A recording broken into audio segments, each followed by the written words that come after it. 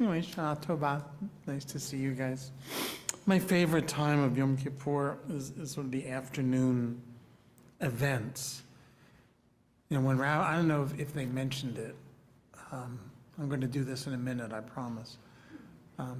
When Rabbi Dennis and Sandy Sasso were here, but we only went, you know, Dennis was the first Reconstructionist rabbi that Barbara and I met on Long Island in the spring of 1975. And we only attended his high holiday services once, because by the fall of '76, I was already in Philadelphia at the seminary. And Dennis was the person who said to me, like, what they like to do is have options for people who want to spend the day in shul on Yom Kippur, but don't want to daven all day. Right? Because if you go to a conservative shul, it's only 2 o'clock. See, conservative shuls, if they're doing the whole liturgy, they're not even done with the morning service yet. So you can spend the whole day davening, but I remember going to Dennis's synagogue, and there was a study session, and then there was a movie discussion, and then I think there was a poetry conversation, and it filled up the whole afternoon, and it was really nice because you didn't have to go home and take a nap and get the headache, right? And like, you know, avoid going through the kitchen, right? So this was a real, I told somebody, this is such a kfel moment for me when Dennis and Sandy were at Rabbi Tina's synagogue, because she, you know, when I first met Tina on the phone in 2002, and she said, Indianapolis, I said, you don't by any chance know Sandy and Dennis Sasso? She said, yeah, of course, she's the reason I went to rabbinical school. And I said, oh, Dennis is the reason I went to rabbinical school. So, you know, there we were. Anyway, we'll see if Rabbi Ryan wanders in, and we clarify this, that there's nothing happened at 4 o'clock, then maybe this will run a little longer, then he can go a little longer. David, I can't, yes? Yes, I know, I just announced that when you were out in the hall, but thank you for iterating a word I learned in rabbinical school. Anyway, whether you're in the supplement, because my copy of the supplement, I couldn't find this, but in any event, it's page 58. It's going to be the same whether you're in the supplement or you're in the handout. I find this whole evolution of Jewish tradition, you know, that things have a history and that they change, such a great insight from Mordecai Kaplan. But also around Yom Kippur, like such an interesting discussion about, like, what are we doing here? And how did it become what it is? And when did the pieces that are so fundamental, foundational, and familiar get attached? Because the things we take for granted, you couldn't imagine Yom Kippur without Kol Nidre, for example. You know, the high priest in the times of the Bible would have said, what's Kol Nidre? Because they didn't have that at that time, right? Or the martyrology service, or even the Yizkor service, right? Things that we take for granted. They're not part of the development. So, as I am wont to do in my teaching, I like doing things chronologically. That's how I went to rabbinical school, 5 years, biblical, rabbinic, medieval, modern, contemporary. And we sort of traced in those days, using Kaplan's insight that Jewish tradition evolves over generations, what stays the same and what changes, what gets dropped, what gets added. And how do those things happen? What happens, like, from the top down? It's the control of the elite. What happens from the ground up? It's the folk that drive it. The parade example of that is Hanukkah, right? Like, the rabbis of the Talmud hate Hanukkah, and they try to repress it, suppress it, and get rid of it.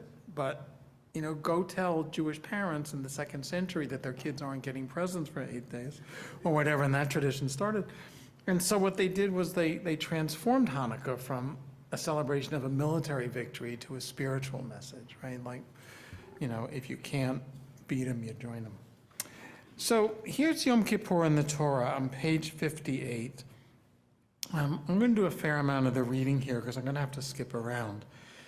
Some of you know that the Jewish Publication Society has 5 volumes of commentary on each of the books of the Torah. So when you see JPS commentary, it's referring to those 5 books.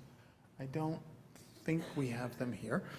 And each one has a different person doing the commentary. So Baruch Levine is the person who wrote the commentary on Leviticus. And I thought his insight was a good point of departure.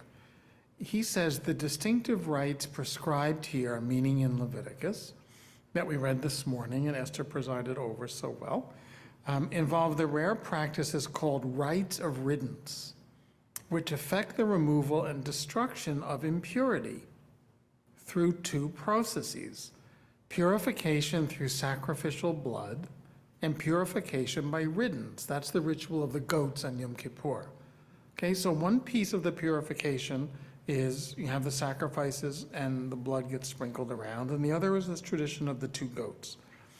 This ancient view of Yom Kippur is somewhat different from that which came to predominate in later Judaism.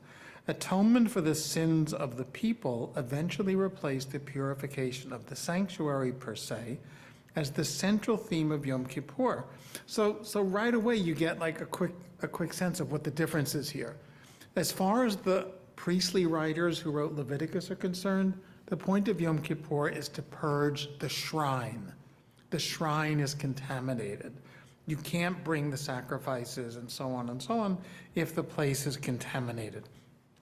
But our Yom Kippur is about personal purification and internal transformation.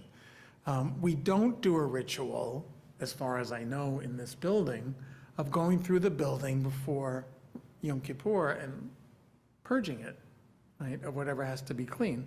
Pesach, you do that. Yeah, Pesach, you do that for the chametz, but we don't go through on Yom Kippur and do that. So the passages underneath here, we don't have to spend a lot of time on this because we read it this morning. My current version of what to do with a four-letter name of God is YHVH / we say Adonai. So that's why you'll see that throughout here. Speaks to Moses after the death of the two sons of Aaron, that's Nadav and Avihu, back in Leviticus, the end of chapter 10 and the beginning of 11, who died when they drew too close to the presence of the Lord. And then it tells you, you take this many goats for a sin offering, and one is marked for Adonai, and the other is marked for Azazel. So already you can say, what's Azazel? Right? Because we don't recognize that name except from this ancient story. Azazel seems to have been some kind of desert demon, right? Somehow like you would be able to get rid of this sinfulness by sending it off to something negative. I don't know, it's like sending your chametz to Voldemort. You know, something like that, okay? Like, you gotta get rid of this stuff, send it to somebody you don't like, right? And then it says, this will purge the shrine of the uncleanness and transgression of the Israelites, whatever their sins, and shall do the same for the tent of meeting, which abides with them in the midst of their uncleanness. Then the high priest takes some of the blood, puts it on the horns of the altar, cleanses the altar, and so on and so on and so on. This is a law for all time. In the 7th month, on the 10th day of the month, that's where we are, Yom Kippur, you practice what's called self-denial. The Hebrew is inan nefesh, and you'll do no manner of work, neither citizen nor a resident alien. Then says, for on this day, now it gets complicated. Does that mean this day and only this day?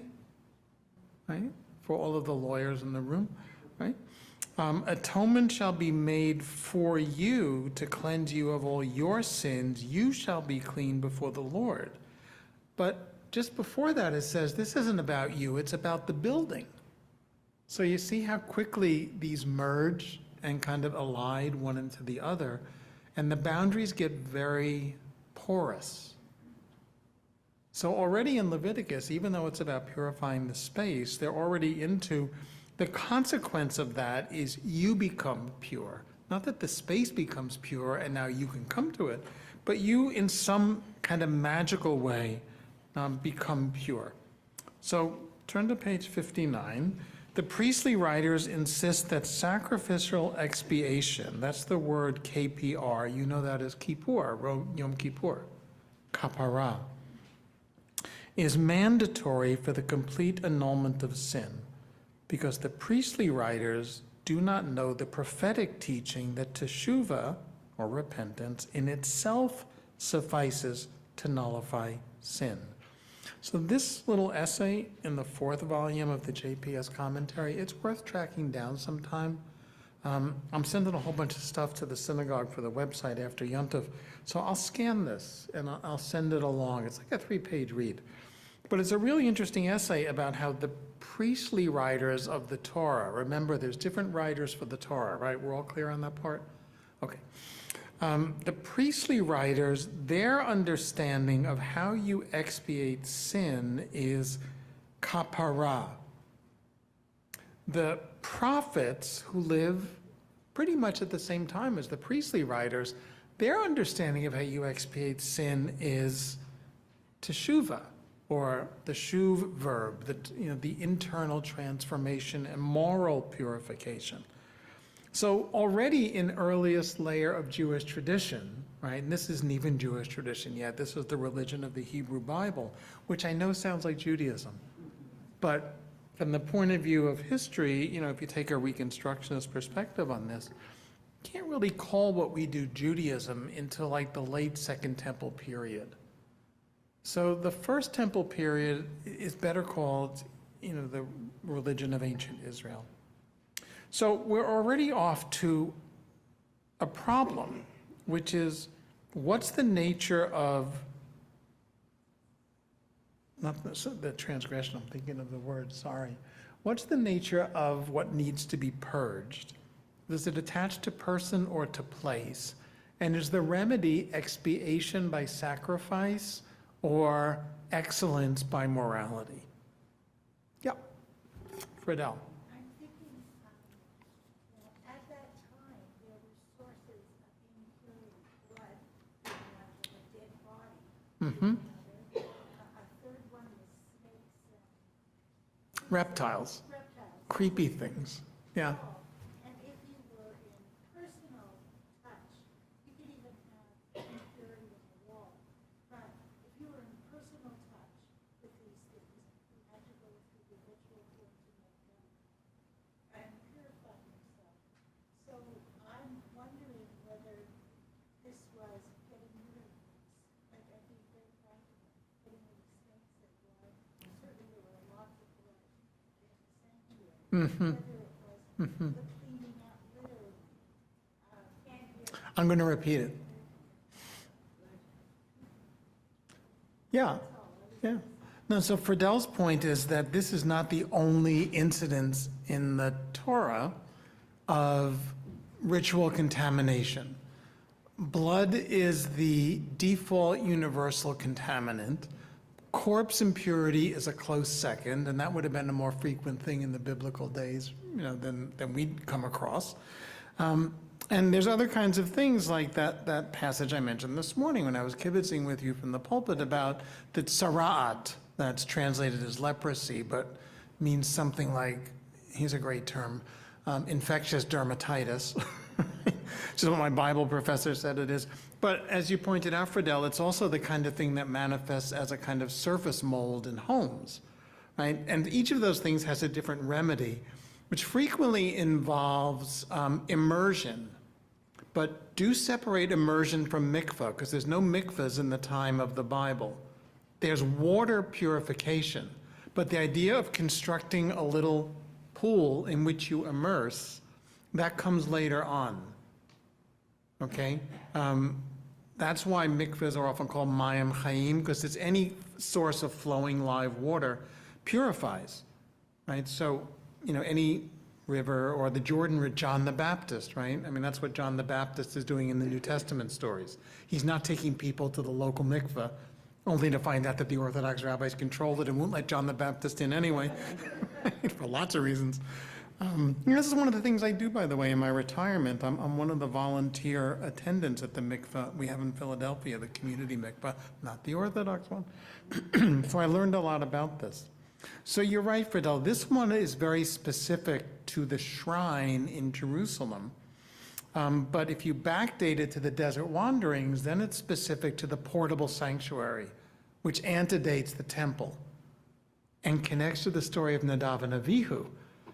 Because if you read the Torah and you're willing to edit it, if you read the story of the death of Nadav and Avihu, who bring some kind of alien fire to the entrance of the sanctuary, and then you take out the next chapter about kashrut and the 2 chapters about skin disease and mold, where the story picks up is what we read this morning. And there's many scholars who think that that chapter about kashrut and about skin disease and mold is an insertion that disrupts the narrative. And what's actually happening in Leviticus 16 is, Nadav and Abihu died on the threshold of the sanctuary. Now we have to purify the sanctuary. We read Leviticus 16 as it's about the inauguration of Yom Kippur. But lots of scholars think that that's after the fact. Shirley, did you have something you wanted to add? Not clear in my head, I thought.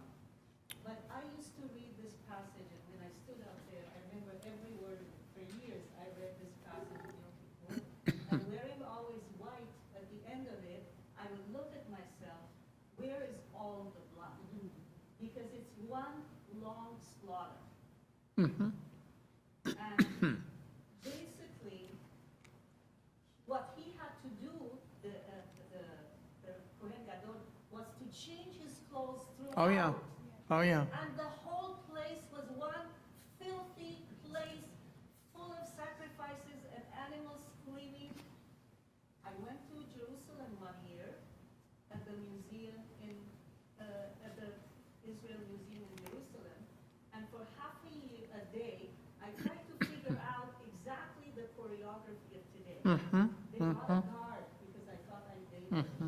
Nobody stayed there for a half day to Yep. figure this out. Yep.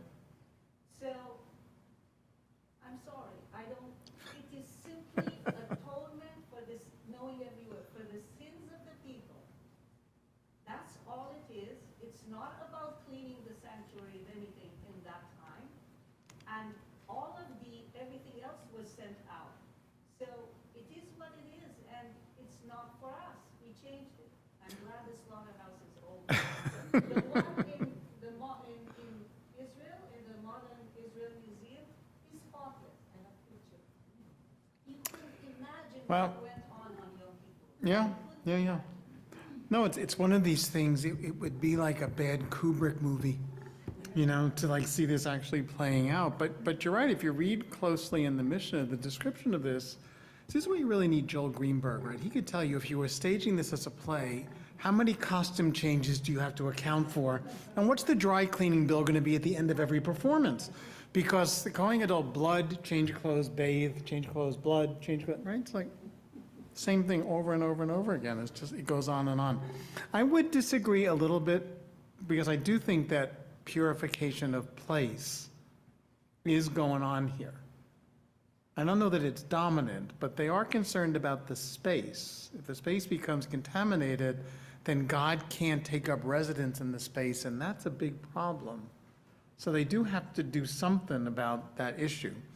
But whether it's like the tangible schmutz on the wall, or like when you have a bad argument in your family and people say things that they regret, the air in the house feels yucky.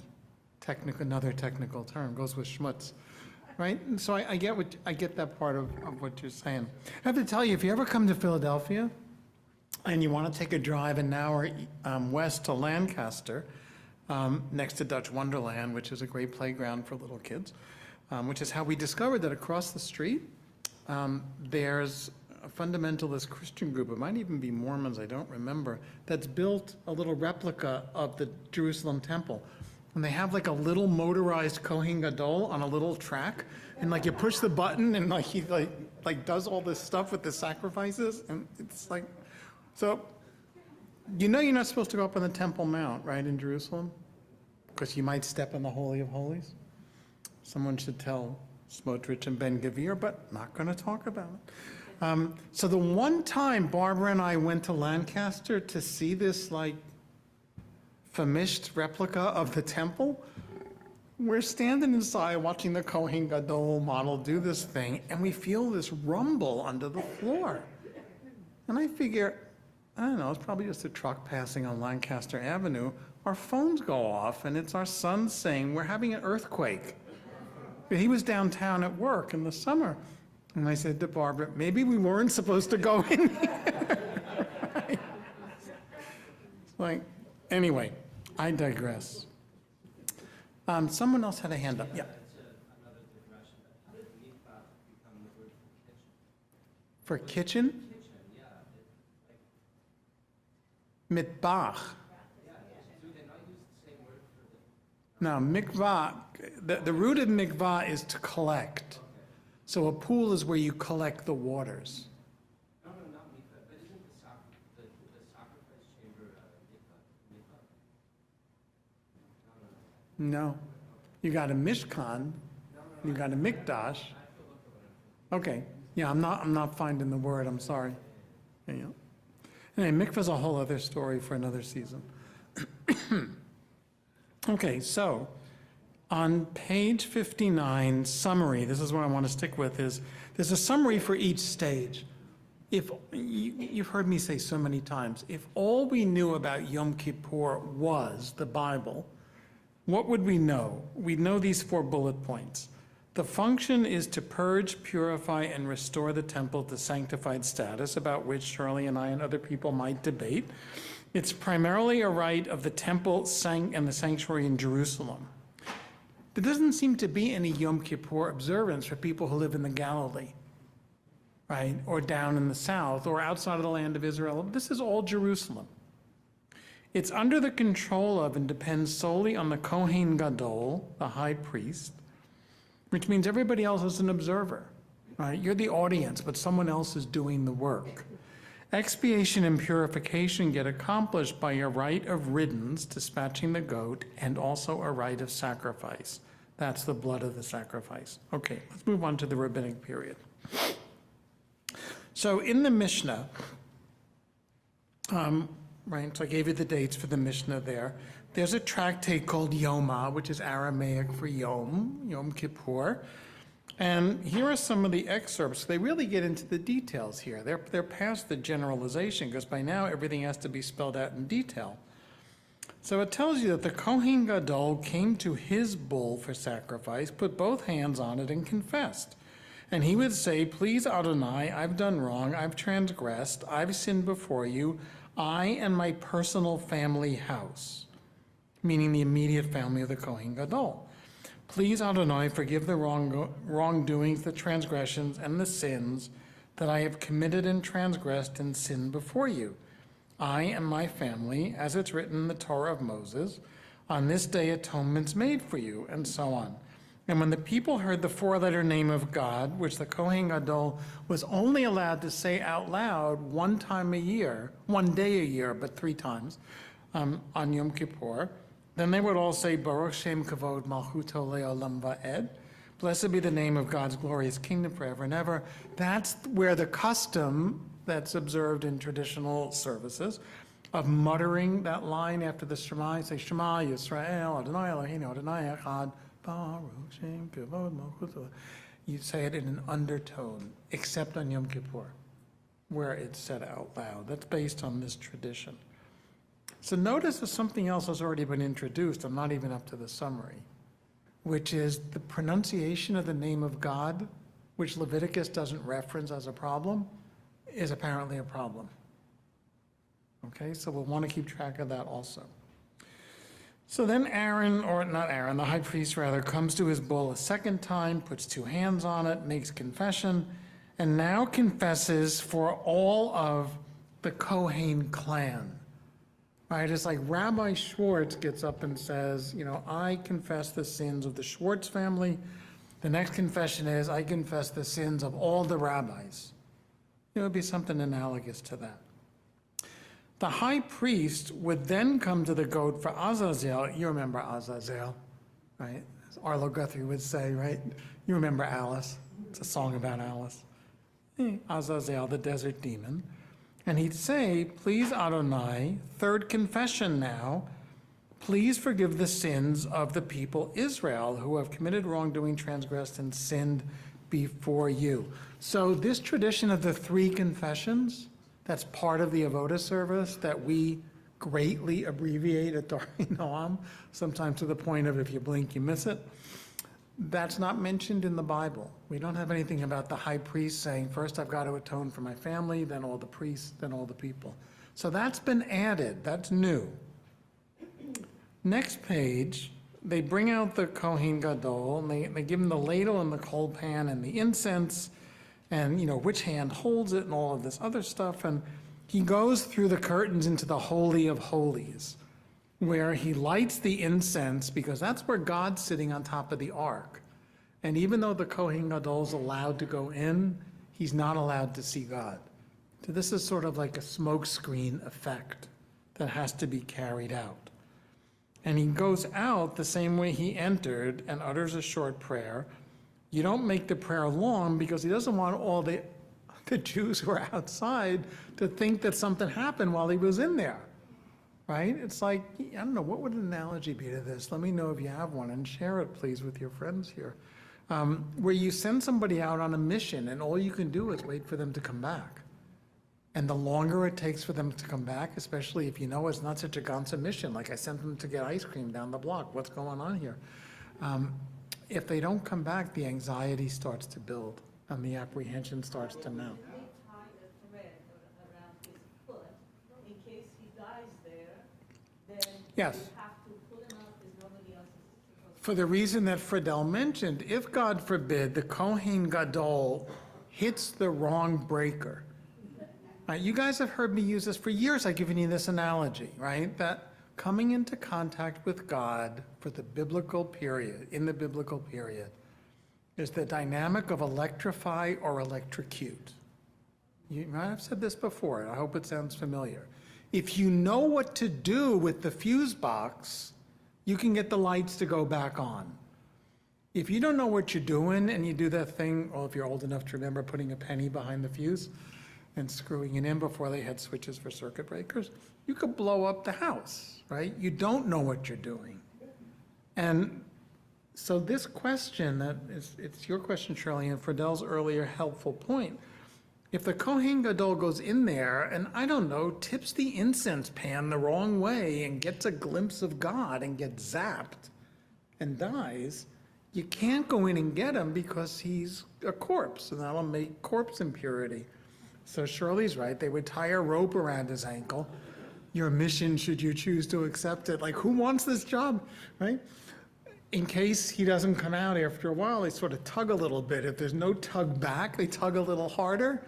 If there's no response, they start doing this, and they hope they're not dragging out, a prostate. Is that the right word? Yeah, prostate high priest. But since he at least had control over the prayer, he didn't want to create anxiety around that. They don't have to yank on the rope if he doesn't make the prayer too long. Somebody have something? Did I miss something? I was saying, it's similar to the golden calf. To Moses going up and looking all anxious. Yeah, no, that's a good, it's a good analogy. Like, how long does it take to go up there and get those 10 or 15 commandments, right? Like, what's the big deal?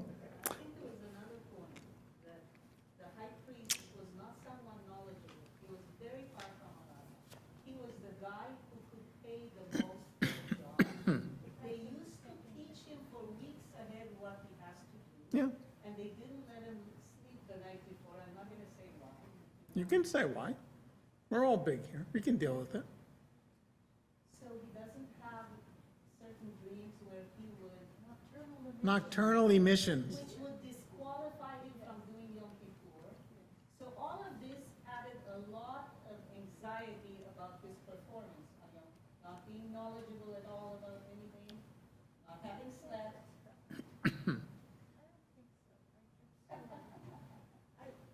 I think, yes, I agree with Shirley, the high priest had to receive, I'll stand up because I have a low voice. The high priest had to receive an education on how the day worked, what every part of the day was. But I don't want to lose the fact that there were groups of people there were lots of people who were priests who had Kohen status, and there were people who had Levi'im status, and people who had Israel status. And these people came up as a pack from their village, wherever they were, and they did, for 2 weeks, they did the practices of the temple. And then they went home, and another group did it. So for 1 week. This doesn't matter. But the Israel went up as witnesses to the ceremony. So there was a new group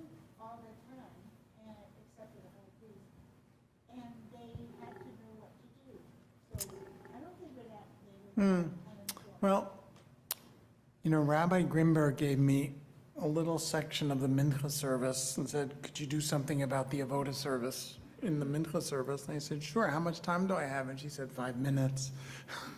So I don't want to anticipate, in case you're going to be here at 5:15 tonight, what I'm going to say there. But it's complicated because remember that the recension of the material that we receive comes from the class of leaders that we call the rabbis. So the Mishnah is not a document written by the Levites or the Kohanim. It's written by the rabbis about the Levites and the Kohanim, right? So not quite as bad as asking the Republicans to write the Kamala Harris campaign biography, but it's a little tainted in the sense of the rabbis and the priests in the first century of the Common Era are vying for, forgive me, they're human, political power. There's a lot at stake in who's in charge of the Jews vis-a-vis the Roman Empire in the first century. There's a lot of prerogatives and a lot of power, and you know what goes with that? A lot of potential for corruption. So could you buy and sell the high priesthood? Mishnah seems to suggest, yeah. Did you have to teach anyone who's an expert about a special field? That makes sense. But to have a high priest, you got to say, so look, just in case you don't know, see that one over there? That's a goat. That's a sheep. That's kind of like, priesthood 101. You really don't want the high priest not knowing that stuff. But we're going to come back to it, so hang on to it, okay? I want to show you what else is happening in the Mishnah. We're on page 60 now, okay? So you got the incense, you got the Kohen Gadol, you got the goat, you got the sacrifice, you got the altar. This is all, I'm not going to read all of this stuff. And then you got the crimson wool, right, of Azazel, the goat going to Azazel. And then you take the goat you send to Azazel and you give it a shove and it goes rolling down.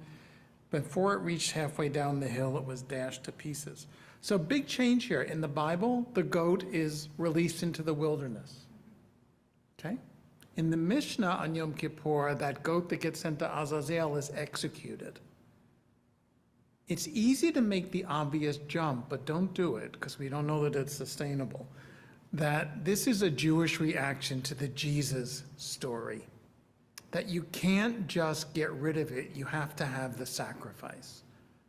A lot of scholars used to think that, a lot of Jews used to think that. The reason that we upgrade or downgrade, depending upon how you feel about executing a goat, to the actual sacrifice, people used to think was to show the Christians or the Christian Jews that, see, we can do the same thing, we just don't do it to people. But there's not much to support that.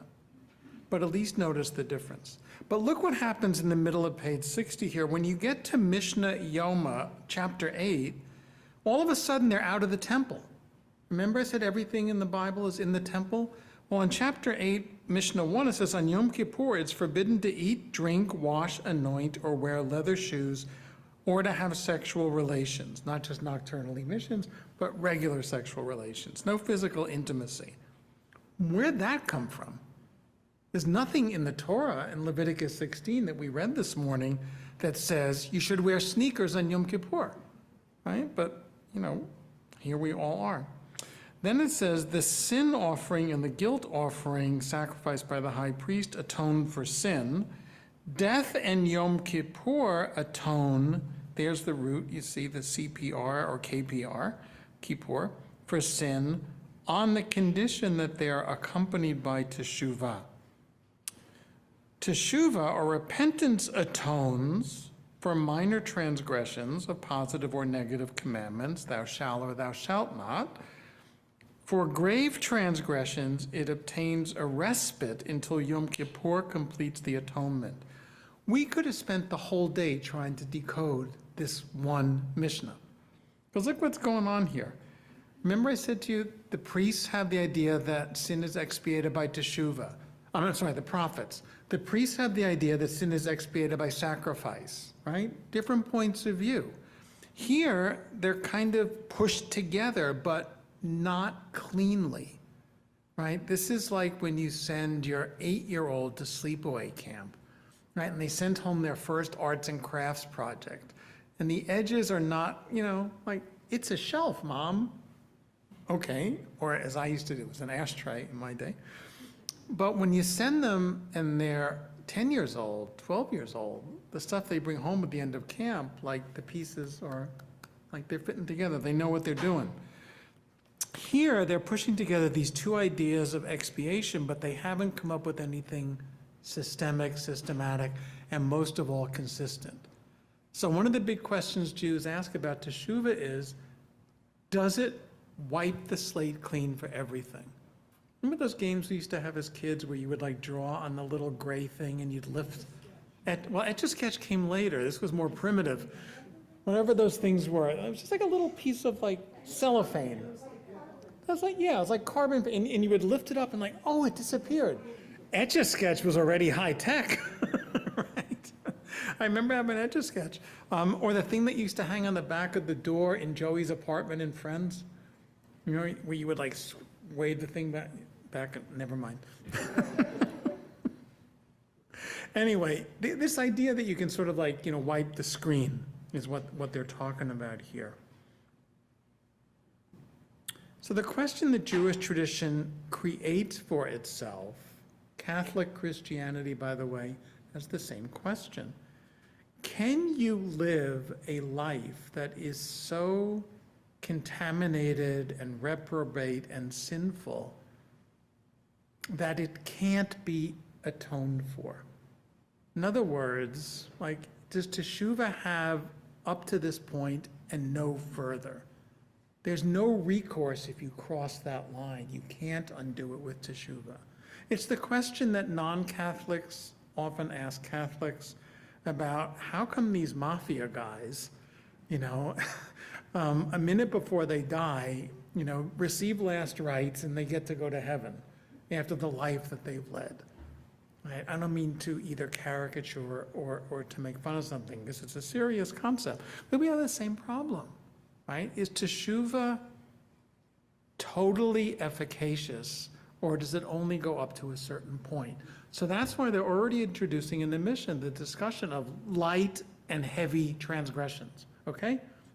So I forget to send my tax return in by April 15th, I get an extension, I send it in, it's a minor transgression, right? I don't pay my taxes at all, the bigger transgression, there's gonna be more consequences for that.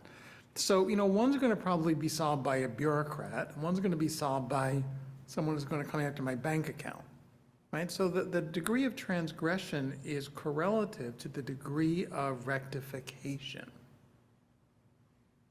This never really gets resolved in Jewish tradition, and you'll see in a minute why, okay?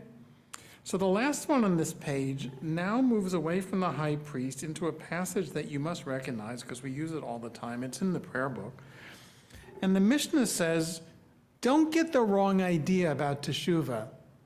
If you say, you know what, this is great, I can eat cheeseburgers or whatever it is I want to do, and then I can do teshuvah. And I'm off the hook. And then I can go back to McDonald's and get another cheeseburger, and then I can do teshuvah, and I'm off the hook. It says in the Mishnah, if that's what you think is going on, you don't get the opportunity to repent. Then it says, someone says, hey, you know what? I can transgress the mitzvot in the Torah because Yom Kippur comes along, and if I don't die in those 25 hours, it magically wipes my slate clean. Sidebar. I've said this to you before. There's a corner of Jewish tradition that pursues the idea that Yom Kippur is magic, meaning it can make something happen without you are having to do anything, okay? And most of Jewish tradition pushes back hard on that because it wants us to do teshuvah and take responsibility. But like all religious systems, there's a corner where some people believe, if the right person just does the right thing at the right time with the right stuff, we're all okay. Y2K always reminded me of that. Remember everyone was worried their computers were going to blow up on Y2K? Somebody did something or didn't, and we were all okay. It then says Yom Kippur atones for transgressions between a person and God. But for transgressions against another person, Yom Kippur can't atone until one first has made tshuva with someone. Rabbi Elazar teaches, for transgressions between a person and God, Yom Kippur atones, but for transgressions against one's neighbor, Yom Kippur can't atone until you appease one's neighbor. So look what's been introduced here. Where does the Bible talk about the difference of sins between you and me, right? Between interpersonal, as opposed to, the vertical, vertical, me and God. The Bible doesn't know that distinction. That's a rabbinic idea, that there are transgressions between people. There's transgressions between God, and if you remember a sermon I gave years ago, there's another category called Bein Adam La'atzmo, transgressions you commit against yourself. It's the third category nobody in Jewish tradition seems to know about. Bein Adam La'makom, between us and God. Bein Adam La'chaveiro, I know what I just did. Just want to see if you're paying attention.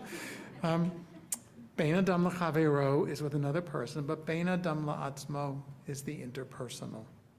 Okay? So, on page 61, summary. If all you knew about Yom Kippur is the Bible and the rabbinic period, what would you know? That the biblical rituals of the high priest, the sacrifice, the goat, and the 3 confessions take place in Jerusalem, but along with those rituals, there's now a discussion about teshuvah that has emerged, and it's not place contingent. The tangible sense of purging the temple is now complemented by the abstract sense of purging the soul. This is really interesting, because as Shirley pointed out, if I'm splashing blood all over the sanctuary, I know when it's clean because, right, it doesn't look dirty anymore, right? The blood is gone. But when you're purging internally, how do you know? And who else can see? How does someone pass judgment on that, right? When people come up from parole, for example, or are sentenced, the issue of remorse, the judge will say, at least on TV, the judge always says, you haven't shown remorse. And the question is, well, who gets to decide what remorse looks like? How do you know, what the internal experience is? So what's the good news and the bad news? The good news is we've made a jump from expiation as a ritual rite of place to a moral rite of behavior for which everybody's responsible. I would consider this a step forward in general. What's the bad news? The bad news is it's kind of an indeterminate place that's so interior that it's hard for anyone else to actually know. And that's why there's a category between us and God, because who else could know except God what's really gone on? So what's new in the Mishnah? I gave you 4 bullet points. The second goat is now executed. That's new. It's the only day of the year when the name of God can be pronounced, since the pronunciation was taboo. That's new. The central actor outside of Jerusalem is now each individual Jew. It's the move from atonement shall be made for you by the high priest to atonement shall be made by you. And this is not just a grammar game. It's a big issue, for you and by you. Because by you means you're taking responsibility. And responsibility is one of the roots of teshuvah. Okay, medieval period. After the destruction of the Second Temple in the year 70, Yom Kippur moves from a temple ritual to an essentially personal and now liturgical set of rituals. With a shift to personal atonement, and I gave you the Ashamnu and the Al-Ched as an example, there are 3 things associated with Yom Kippur that arise in the medieval period, and the Torah and the rabbis in the Mishnah don't know about this. This is new. Kol Nidre appears in the 8th century of the Common Era. How do we know? Because they're already arguing about it by the 9th century, right? The argument is whether, well, there's three arguments, Esther. It's a great question. The first argument is we shouldn't do it at all. It makes Jews look untrustworthy. It's the Ma Yomru HaGoyim argument. It's pashnisht, right? Like they're going to say the word of a Jew isn't trustworthy because once a year they go and they say, don't believe anything we say. That's the first reason. Second reason is they can't agree on a version of the liturgy. So there's one version that says in Kol Nidre, we are absolved of all of the vows we are about to take on Yom Kippur for the following 354 days of the year, Jewish year, 354 days. There's an alternate version, it's the one that's in our prayer book. Sha'avar. Kol Nidre is the releasing of any residual vows from the previous year before Yom Kippur actually begins. Because remember, Kol Nidre is before sunset. Yom Kippur hasn't actually started yet because it's a legal transaction. That's why there's all this craziness about what time and how early you have to start. So I don't know if that's 2 or 3. Maybe there's only 2. But the big issue is it doesn't look good. And that's again like the rabbi's resistance to the magic level. You mean just by listening to this thing chanted, or if I just say this thing, that's it? Well, I understand that Mordecai Kaplan wanted to abolish it for the same reason. Yeah, Mordecai, there's a commentary in the Machzor about this. No, it's okay, I wrote it. It's on the Kol Nidre page. Yeah, Mordecai Kaplan didn't like Kol Nidre because he thought, again, like Jews, New York City, 1922. You know, it's not exactly the height of anti-Semitism, but Jews aren't like quite that popular. And he's got the same concern about it doesn't look good. He also doesn't like the idea that it seems to have a magic dimension to it. So Shirley's right, he chooses Psalm 130, you can look it up later, I'm not gonna find it for you now, which is all about personal confession of sin. And he says to the cantor at the first Reconstruction synagogue, just sing it to the melody of Kol Nidre, they won't know the difference anyway. He doesn't say it quite that brutally, but more or less. And he was wrong. The congregants did know, they didn't know, by the way, what Kol Nidre meant, but they knew that that wasn't what they were hearing the cantor sing. And at the ritual committee meeting, right after the first Yom Kippur, they came to a truce at the SAJ synagogue. And Kaplan said, let's try it for 1 more year and see if people can get used to it. They didn't, and so he had to restore it, and what he did was insert a line. So in that little blue book I mentioned this morning, the old Reconstructionist Machzor, the editors inserted a line so as to estrange us from each other. All vows that we have vowed in the coming year, so to estrange us from each other, we are absolved from. And by adding that line, Kaplan was trying to say, because you always have a chance to rectify those relationships. So that's how the early Reconstructionists tweaked it up. The book we now use simply made a shift, I'm sure they had an argument, I wasn't on that committee, made a shift to the past tense version, Esther, that I was referencing. So if you look at our Kol Nidre that we recited last night, it says all vows that we vowed from last Kol Nidre till right now, the slate's clean. So that's how they got around it. You had a question. What's the significance of reciting Kol Nidre 3 times? There are numerous prayers in the Kol Nidre. Yeah.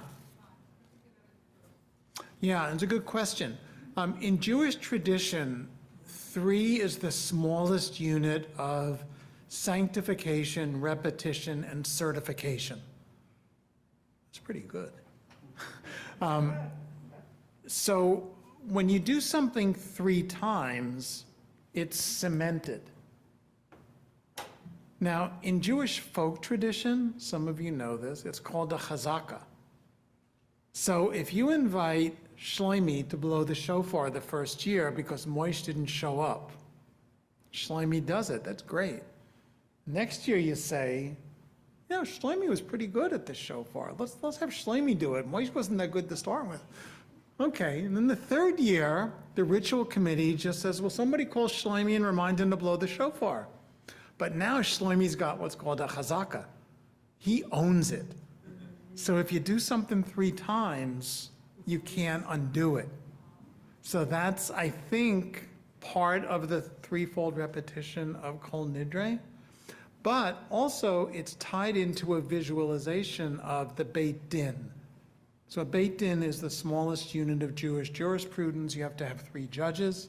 And so the 3 people who customarily hold 3 Sifrei Torah, if you have 3 Sifrei Torah available for that, or at least you have 3 people up there, They're kind of like the stand-in for that as well. So the 3 repetitions is the auditory echo of the visualization of the 3 people.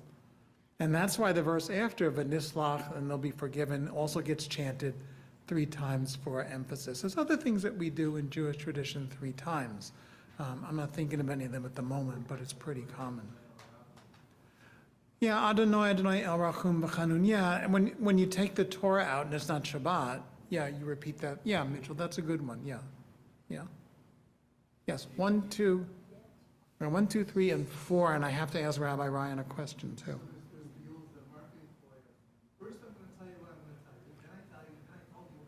Right, right. We learned that in homiletics. Yeah. I knew what you were talking about, I know what you're talking about, and I know what you're going to talk about. I'm sorry, Meyer, you were up. Yeah. Do you know who wrote Holy Why? Yeah, it's a good question. I wish I knew the answer. Do you know? I don't know. Do you know? Just checking. I figure like, Barbara Streisand. Don't just give her credit. It's actually argued by the Gaon and whether to even say it or bring it in Yom Kippur. It's actually like blurry how it got into Yom Kippur.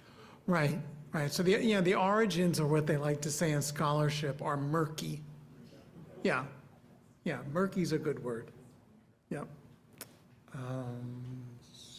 Let me just pause for a minute and ask Rabbi Ryan a question. So Yeah. I found out like about an hour ago that there isn't a 4 o'clock service of remembrance with poetry and music. So we have nothing scheduled between 4 and 5. Correct. So one option is I could go 15 minutes longer, Yeah. if you can go longer also, but I don't know with your childcare and stuff, I didn't want to assume anything. I'm here to learn. You're good. Take your time. You don't want to say that to a rabbi. Today? Take your time. No, I just figured since we have like a little bit of time to fill, but I just want to make sure that worked for you. By all means. Okay. Thank you. Okay, David, I'm sorry, yeah. Sure, I'm a little confused, I was always under the impression, I thought you said it before you ended, that the connection with Melindre 3 times is the connection to the high priest first asking forgiveness of himself, then to his family. I don't think I suggested that, but you have a better answer than I should. Well, I've heard that for years, that was the reason for. No, it would be a lovely analogy that the 3 confessions of the high priest correlate to the 3 repetitions of the Kol Nidre, since the 3 confessions of the high priest, except for like, one piece of the tweaking the grammar, they're identical. So that, yeah, that could be related to it. It's a puzzle. I just want to say, if you want to look for examples of the 3 times you own it, you don't have to look any further than these 4 laws. You're gonna have to stand up and say it louder, David. We need new people to start doing things from the next generation and even the generation after that. And if you want to look for the 3 times and it's yours, you don't have to look any further than me. Because well, it took me 46 times, but. You have to be careful about that. Okay, People are afraid to be, they don't want to upset the apple cart, they don't want to upset people. But we need new voices to help at the front and everywhere else. okay. Thanks, David. Can we move on? Okay. I was in the middle of page 61. I got hung up on the 3rd bullet point and never got to the 4th one. So what's now in play is what is necessary but not sufficient to effect atonement. And you see the debate in the Mishnah about Teshuvah and the rituals of Yom Kippur. You want to see the qualifying issues of intention and attitude alongside the automatically efficacious or magical ritual aspect. So I want to get some sense here of how the ritual is in conversation with the issue of intention and attitude and prayerfulness. Right? I mean, that's a piece of this that you don't see so much earlier. The common concern is still purging impurity, whether that's tangible or personal. And how do you restore something to sacred status when it's been disrupted, whether that's place or person? How do you fix a relationship? Right? How do you undo something, that you wish you hadn't done? Whatever that, if that's at home, it's at work, it's with a member of the family, it's a friend, there's all these things are there. I mean, look, essentially, what's the question? I said this last night before Kol Nidre, that Yom Kippur is this great example of one of the primal human questions that every religious system has to wrestle down. What do you do when you did something you wish you hadn't done, but you did it and now you can't undo it? Every religious system faces this question, and non-religious systems also. Like, I don't know anything about psychology except as a recipient of services, but I'm sure among professionals in that field, that's a question that really occupies a lot of space and time, because it involves shame and guilt, and it also involves change and commitment. And a lot of it involves reciprocity.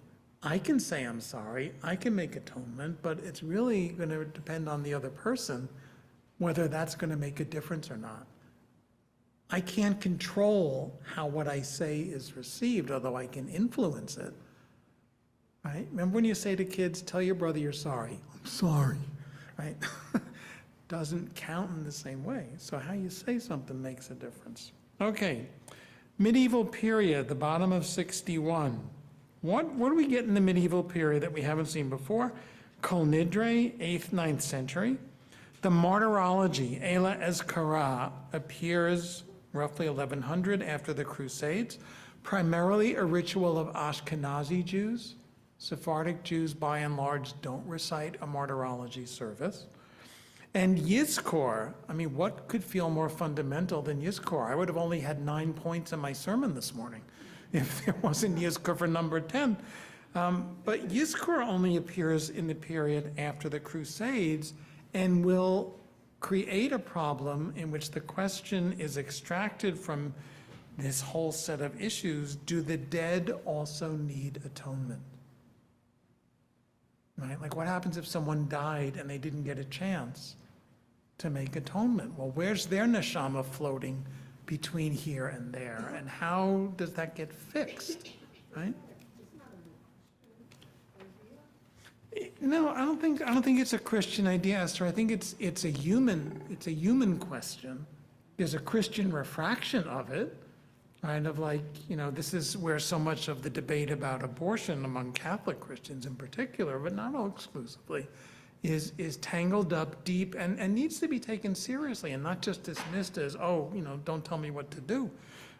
As a political issue, you can say, don't tell me what to do. But as a moral issue, I think what Catholic Christians who are opposed, for example, to abortion are trying to wrestle down is that issue of that individual neshama or soul is going to be left in some state of suspension, right? So it's kind of an ongoing problem, I think, in every tradition. At least the traditions that have some sense of the soul being something that you can speak about separate from the body. Not all systems, have that kind of bifurcation. Jewish mysticism, gets all tangled up in this stuff in a way that I don't really know a whole lot about. So on the top of page 62, by the time you get to the medieval period in Jewish tradition, what's changed? The central theme is sin, which is now contamination of person, not place, and atonement. It's an observance of the individual, now done through prayer, fasting, self-denial, and penitence. It's done through individual confession. None of us go to a Kohen Gadol. None of us are bringing sacrifices. I'm coming to Kippuris in a minute. And there's no more goats. But for those of you who know the tradition of swinging a chicken over your head, not good for vegans. And then when we swing a block of tofu over our head, somebody asked me that last week. I said, you're vegan, what do you do? But there is a custom of replacing the chicken with money that's given to tzedakah.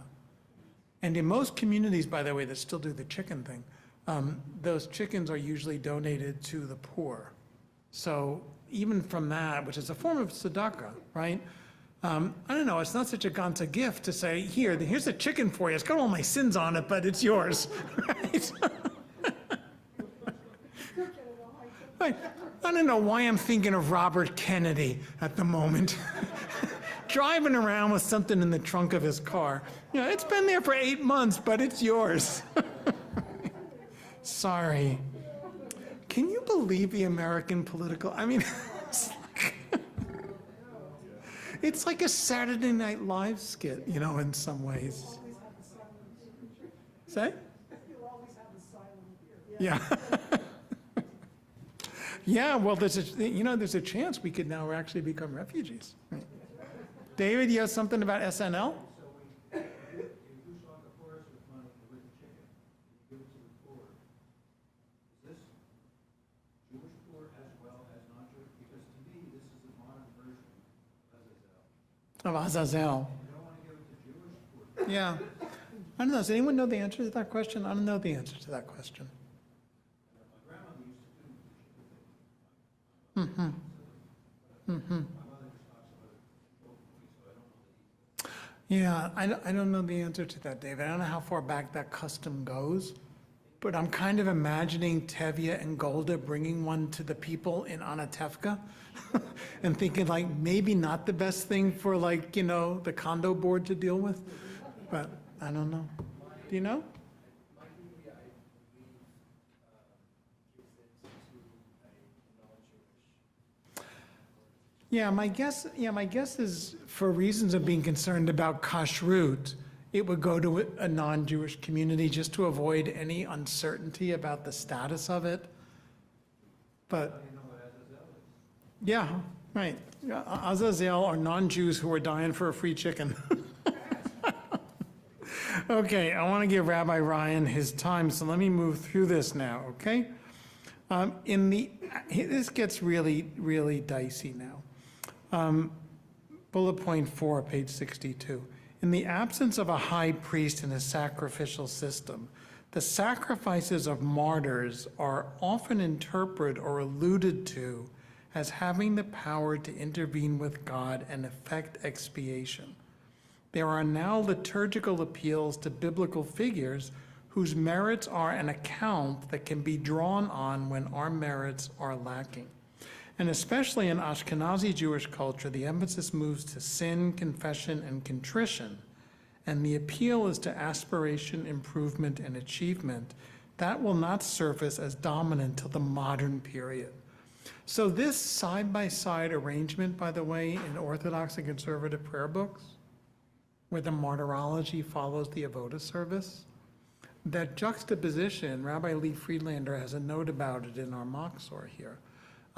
Many scholars think that juxtaposition is to say we can't carry out the rituals we just read about in the avoda service, but we have the martyrs of the Crusades, and they stand in place of that.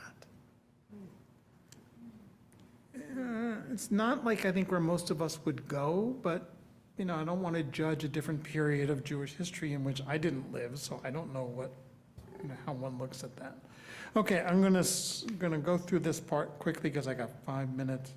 Yom Kippur in the modern period. We get to the modern period. What's that?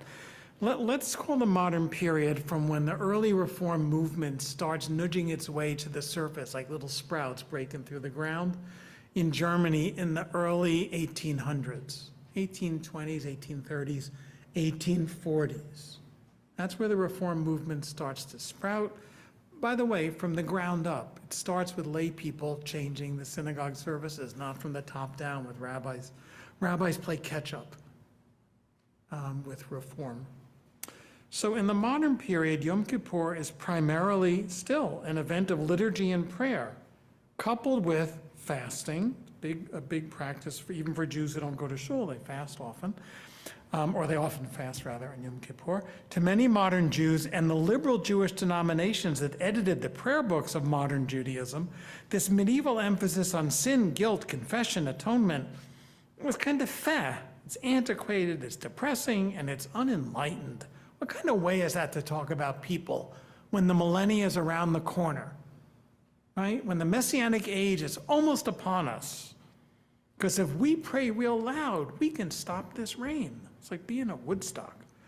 And it didn't work, by the way. The revisions in the liberal prayer books beginning in the 19th century, they shift the focus of Yom Kippur to achievement instead of atonement, excelling instead of expiating, and purpose rather than purgation. That's good alliteration. Yom Kippur in the modern period is characterized by the replacement in Reform, most Reconstructionists, even a few conservative synagogues, of the reading we did this morning, Leviticus 16, goats, bulls, blood, priests, with Deuteronomy 29 and 30, Nitzavim. God places before you life and death, choose life. Go to any Reformed synagogue today, you're most likely going to hear that uplifting passage from Deuteronomy. I place before you life and death, choose life. And you can say, what happened to all the sins we had to expiate? Don't worry, just choose life. Page 63, Yom Kippur, 19th, 20th century, can be summed up in the nearly ubiquitous explanation of the Hebrew word chet, as in al-chet, as meaning, hey, we just missed the mark. Not sin or transgression or failure. The message is, no problem. Try a little harder next time, okay? Practice trying to hit the bullseye. Thanks a lot. You can tell by the way I'm narrating this, I'm not a big believer in this, but I think it was dominant for the 20th century. In 1937, Mordecai Kaplan translated sin as something considerably more parve than what earlier generations imagined when he wrote, sin can no longer mean the provocation of God's wrath through disobedience, nor to his revealed law, nor can atonement mean the restoration to God's grace by a pledge of future obedience. I don't care how sincere. Rather, Kaplan said, sin might be thought of as the failure to live up to the best that is in us, which yields something like what I call sin light, which for all of its intellectual compatibility with Kaplan's Reconstructionist theology, to me is rather mild, not particularly challenging, and awfully hard to affirm after the Shoah, after the Holocaust. Forget the second half of the 20th century, it's even harder. But this idea, of like, sin is just sort of like, just try a little harder, get in there and punch a little bit stronger. You can do it, you can do it, was a very common way of coming at this stuff. Parenthetically, one of the things I'm working on in retirement, which I hope will be out next year, is many of you know Eric Kaplan teaches at McGill, wrote the book on Reconstructionist liturgy. Mitchell probably has it memorized. Oh, oh, aren't you lucky? Eric's such a lovely guy. It also turns out we're both Beatles fanatics, but that's irrelevant to our discussion today. Eric and I are working on editing, annotating, and God willing, publishing next year an unpublished book by Mordecai Kaplan that Mel Skulls, who might have spoken here at some time, found in the Kaplan archives at some point. Kaplan wrote this book around 53, 54. He called it Soterics, the Art of Salvation. We didn't think that was going to do great on a Google search or on Amazon, so we're calling it The Art of Living. But it's the only book Kaplan ever wrote that's about religion in general and not about Judaism. We've managed to get it down from 150 pages of Kaplan English to 98 pages of readable English, because Kaplan is verbose. I mean, I love his ideas, but he's not felicitous. You gotta really hang in there. And the manuscript part is actually done. Eric and I are working on the afterword and the intro and the footnotes. So that's been a great project to work on because it's exactly what Kaplan's talking about here. The art of living, Kaplan says in that book, which you'll all get to read, God willing, is to seek self-transcendence. This is what Kaplan concludes in the book. What makes human beings the distinctive creatures they are, says Kaplan in this book you haven't seen yet, is the intellectual capacity to self-process, reflect, and self-transcend. Doesn't mean you can't train other living creatures to react and respond, right? I get that part. But, I've had dogs and cats, and I volunteer one day a week at the SPCA. I don't think any of them are aspiring to be better dogs, right? Like, good dog, I get that. Like, good dog. Everybody wants that, but not better dogs. Okay, I'm almost done. Yom Kippur in the contemporary period.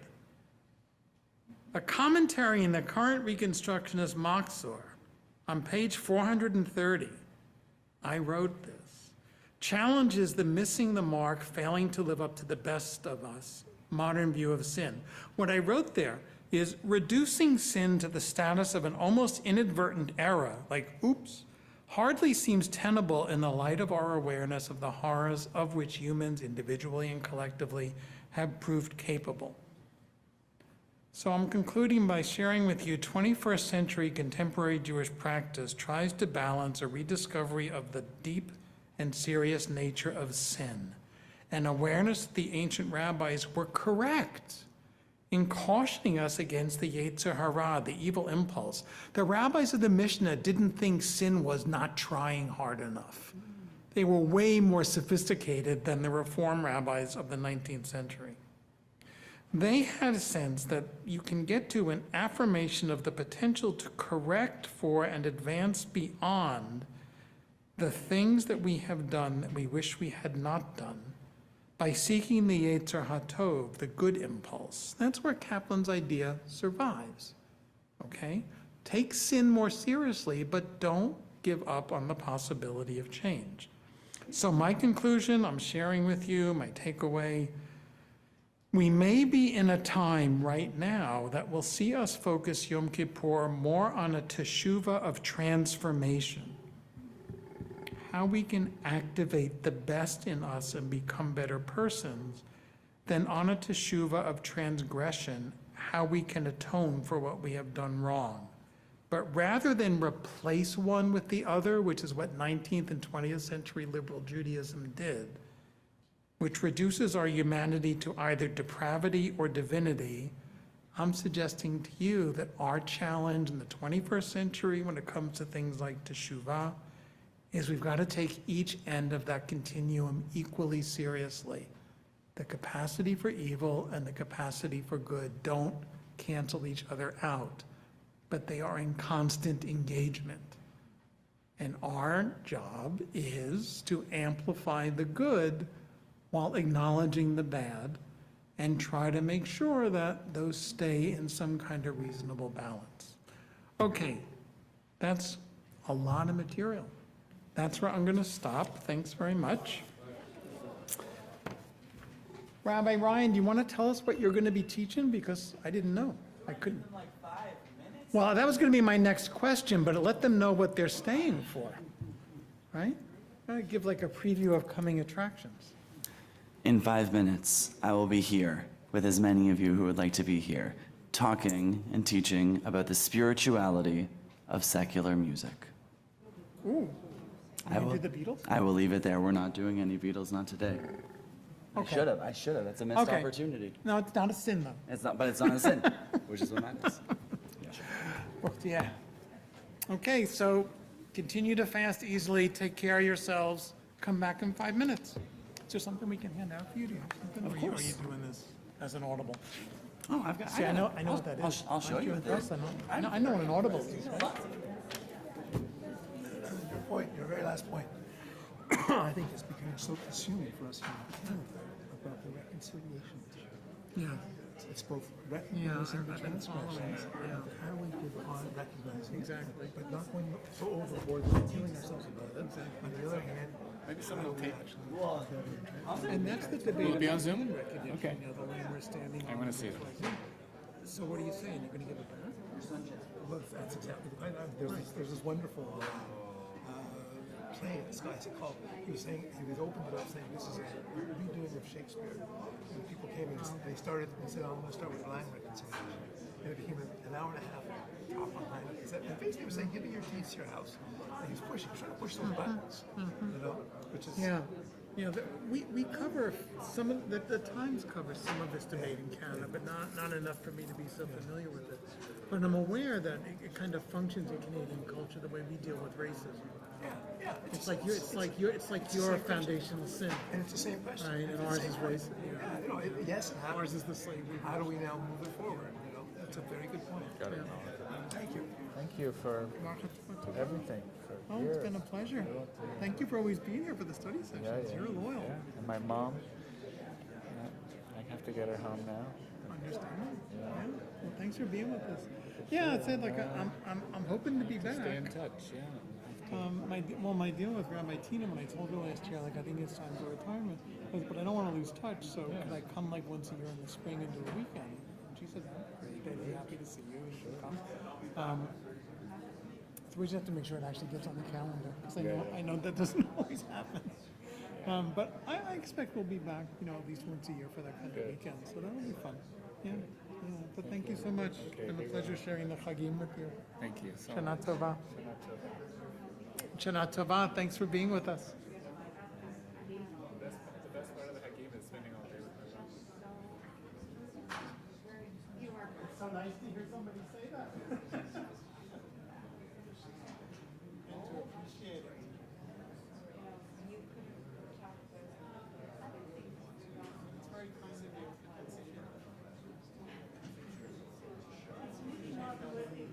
you. I'm supposed to be coming once a year now in the spring for a weekend to visit different cities of town. But it won't be on my own. But that way we can stay in touch.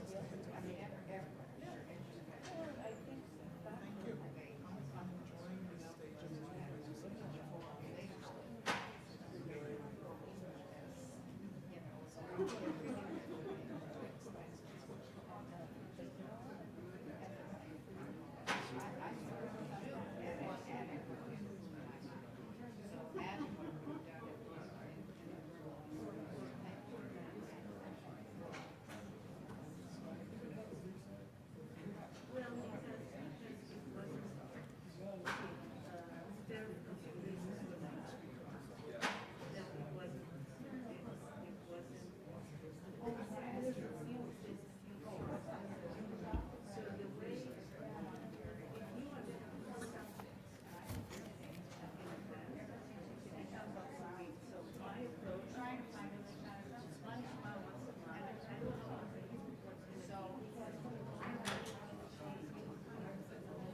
I'm enjoying this stage of life. I just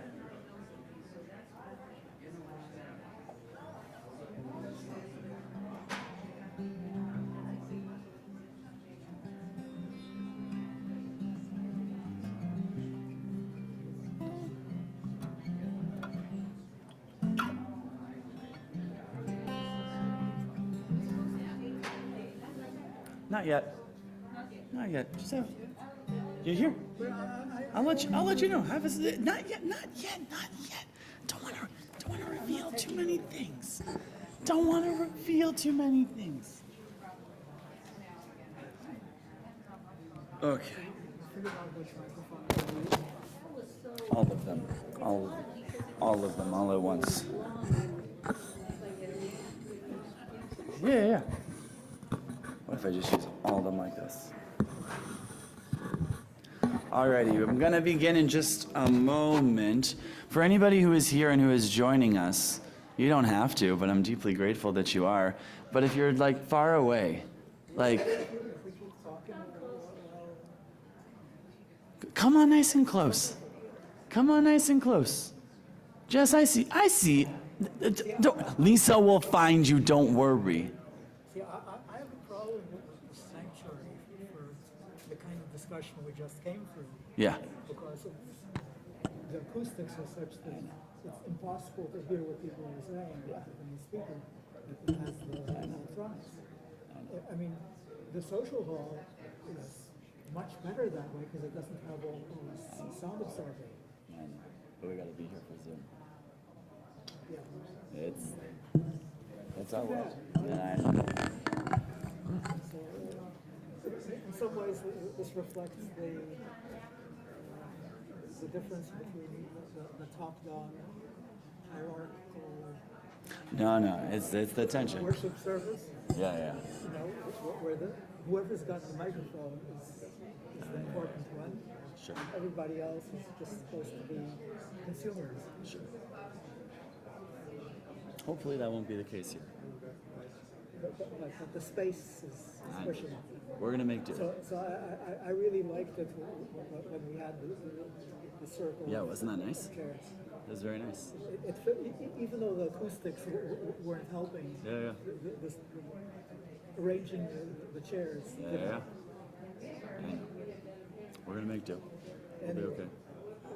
I shouldn't be yakking with you now, Yak taking with- the opportunity because Yak you with can't leave. yak with me as much as you want. You're good.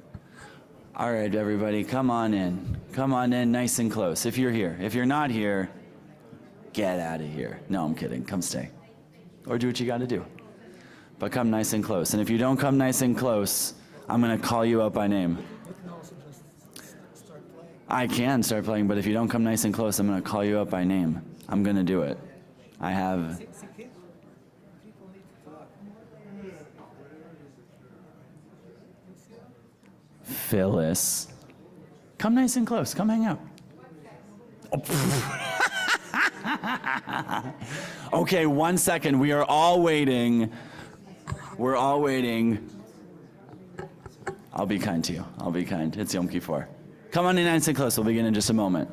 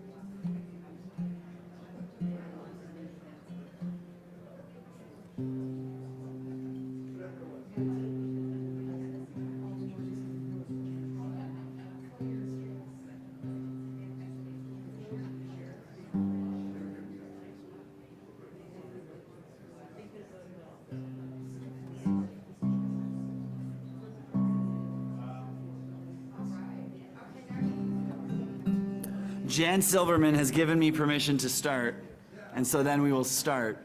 I'm going to invite everyone to Jan. I'm going to invite everyone to come as close as they would like, but please come nice and close. You're so far away. Yeah, I know. It's okay. I'll miss you. I'll just miss you, that's all.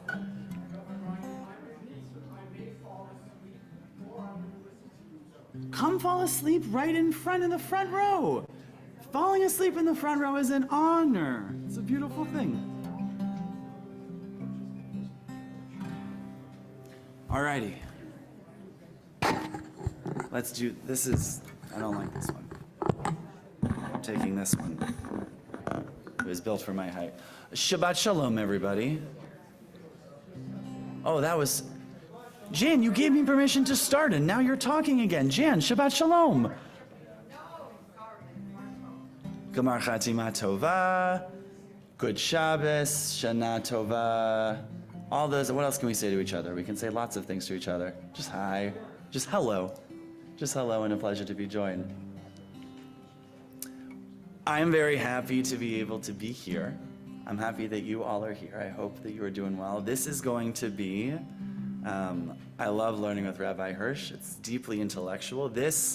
I'm asking you, instead of thinking with your head, I want you to think with your heart. I want you to think with your heart today. This is something that I created a long time ago with a dear friend of mine. His name is Jacob Spike Krause. He's a Jew. He's an amazing person. I was the best man at his wedding, blah, blah, blah. But also, he is a touring Jewish musician based out of currently Boston, Massachusetts. I enjoy him a lot. And together, we created something called the Spirituality of Secular Music. What does that mean? It means, as two young people growing up in the Reform movement who were diehard, loved music forever and always, we kept hearing all of these beautiful songs, and we're like, oh, that's Jewish. Oh, that's totally like a Kaplan quote. Oh, that's like, that thing over there, that's totally the story of Bereshit. That's the story of creation. Oh, that's Misha Berach. And we kept hearing all these beautiful things in music, again, written by people who were not Jewish, maybe don't even know about Judaism, had no idea what they were coming in to teach, and yet had such deep, incredible Jewish teaching in it. And so we created an entire course called The Spirituality of Secular Music to study and begin to understand maybe what are the pieces of music that, again, not written by Jewish people. Maybe they don't even know Jewish people. I have no idea about what their lives are and what they do, but people who wrote music that we can hear on the radio and yet have deeply intentional Jewish teaching to be able to teach us. I did this a long time ago, but I shared one with you last year, so for anyone who was here last year, this is a continuation of the same thing. I'm gonna, in a moment, ask a few people to hand out something. I wanna give you some scaffolding. Here's what we're gonna do. I've got these beautiful text sheets right here, and for my friends on Zoom, I will describe what is on these text sheets. I apologize that you don't have them, but you get the opportunity and the obligation now of you don't have to say anything. You just have to listen and to be a part, which in some ways is just a different way of learning and can be very fun. Here's a sheet that everyone in the room will get. Does this look familiar to anybody in any sort of way? Does this look like something? Say it, everyone out loud, nice and loud. It's a page of Talmud. So here's what I've done. I'm gonna hand it out in just a moment. Okay, in the center, we're gonna be studying a song called If Not Now by a woman named Carrie Newcomer. Again, not Jewish. I did my research, not Jewish, born in Indianapolis, did not know about Jewish community. She's written this a long time ago, she has since now knows a lot about the Jewish people because everybody who I've ever talked to has called Carrie Newcomer to say, hey, do you know about this teaching from Pirkei Avot? So now she knows, but not born Jewish. The text and the lyrics are going to be right here in the middle, and then when you have on the side are different pieces of commentary. So I've got Pirkei Avot, I've got Avot de Rabbi Natan, I've got some beautiful scholars, some Jewish scholars that you may have know about or don't know about, and then up here I've got Carrie Newcomer, shared in an interview once, sort of why she put this together. All of this commentary is meant to enhance and reinforce the message of the music. And of course, what I'm going to ask you to do is to take this commentary on the side that you'll see and to let it sit within your own heart to then allow yourself to be able to come and to share a little bit about what you might think about how this relates. So the big question is, how is this Jewish? How is this song Jewish? That's the big question. Wherever we go is completely and totally up to you, and I'm very excited for the conversation. And so, we're going to hand these out. We're going to sing this once. And I'm going to teach it to you, and we're going to sing it together, and it's very catchy, and it's wonderful, and we'll learn it together and sing it.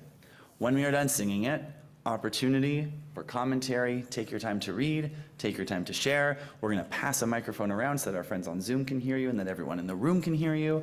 And then, at the end of our session, we're going to sing it again and allow all of the interpretations and understandings that we've put together to sit and to rest within us and to allow us to walk into the rest of our evening however we need to feel.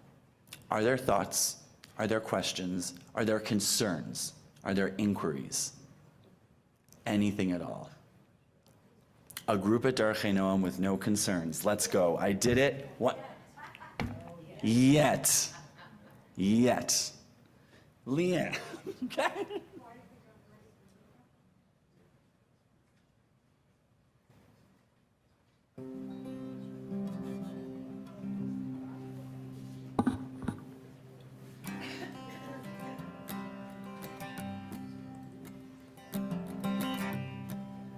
So as these sheets are coming around, we're going to sing together. I'm going to teach you how this goes so that we can sing with one another. I invite you. Sorry, go ahead. How new is the question? And the answer is, I believe, and don't quote me on this, 2004. So about 20 years or so. I learned it from my dear friend Dan Nichols, who's also a Jewish touring musician. I learned this from him in 2011.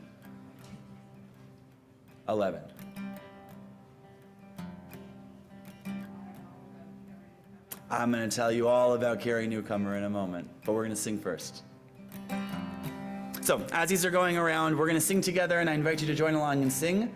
I also invite you, if you need to be in the words of the commentary, or if you're like Renan and just need to go to sleep, whatever you need to do, let my soothing voice just allow you to just fall into the deepest, most calming and beautiful of sleeps. Happy to do that also. That's no problem. Okay, so the top is the chorus. And it goes a little something like this. Let me sing it through once and then I'll invite you in. If not now, tell me when. If not now, tell me when. We may never see this moment or place and time again. If not now, tell me when. That's the chorus. Join in when you're ready. It goes like this. If not now, tell me when. Just like that again. You sing. If not now, tell me when. We may never see this moment or place and time again. If not now, tell me when. For a group of people who are sleepy and hungry, you sound real good. You sound really good. The verses are the same melody. It's very similar, very repetitive. I'll invite you to join along, but to really bring it on the chorus for If Not Now. And we'll continue. I see sorrow. You're welcome to join me whenever you're ready, or just fall asleep. There you go. Renan's already asleep. It's perfect. Here we go. I see sorrow and trouble in this land. I see sorrow and trouble in this land. And although there will be struggle, we'll make the change we can. If not now, tell me when. Your turn. If not now, tell me when. If not now, tell me when. We may never see this moment or place and time again. If not now, tell me when. I may never see the promised land. I may never see the promised land. And yet we'll make the journey and we'll walk it hand in hand. If not now, tell me when. If not now, tell me when. If not now, tell me when. We'll never see this moment, thank you, or place and time again. If not now, tell me when. This part's a little different. And we'll work until it's done. Every daughter, every son, every soul that ever longed for something better, something brighter.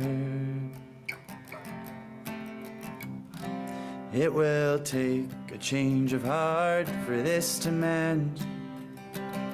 And it will take a change of heart for this to mend. But miracles do happen every shining now and then. If not now, tell me when. If not now, you sing. If not now, tell me when. If not now, tell me when. We may never see this moment or place and time again. If not now, tell me when. And miracles do happen every shining now and then. If not now, tell me when. If not now, tell me when.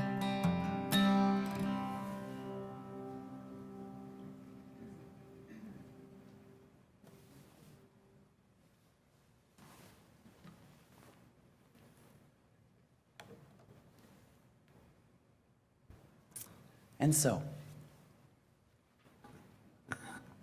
thanks for singing. You sound wonderful. Here's the question. How is the song Jewish?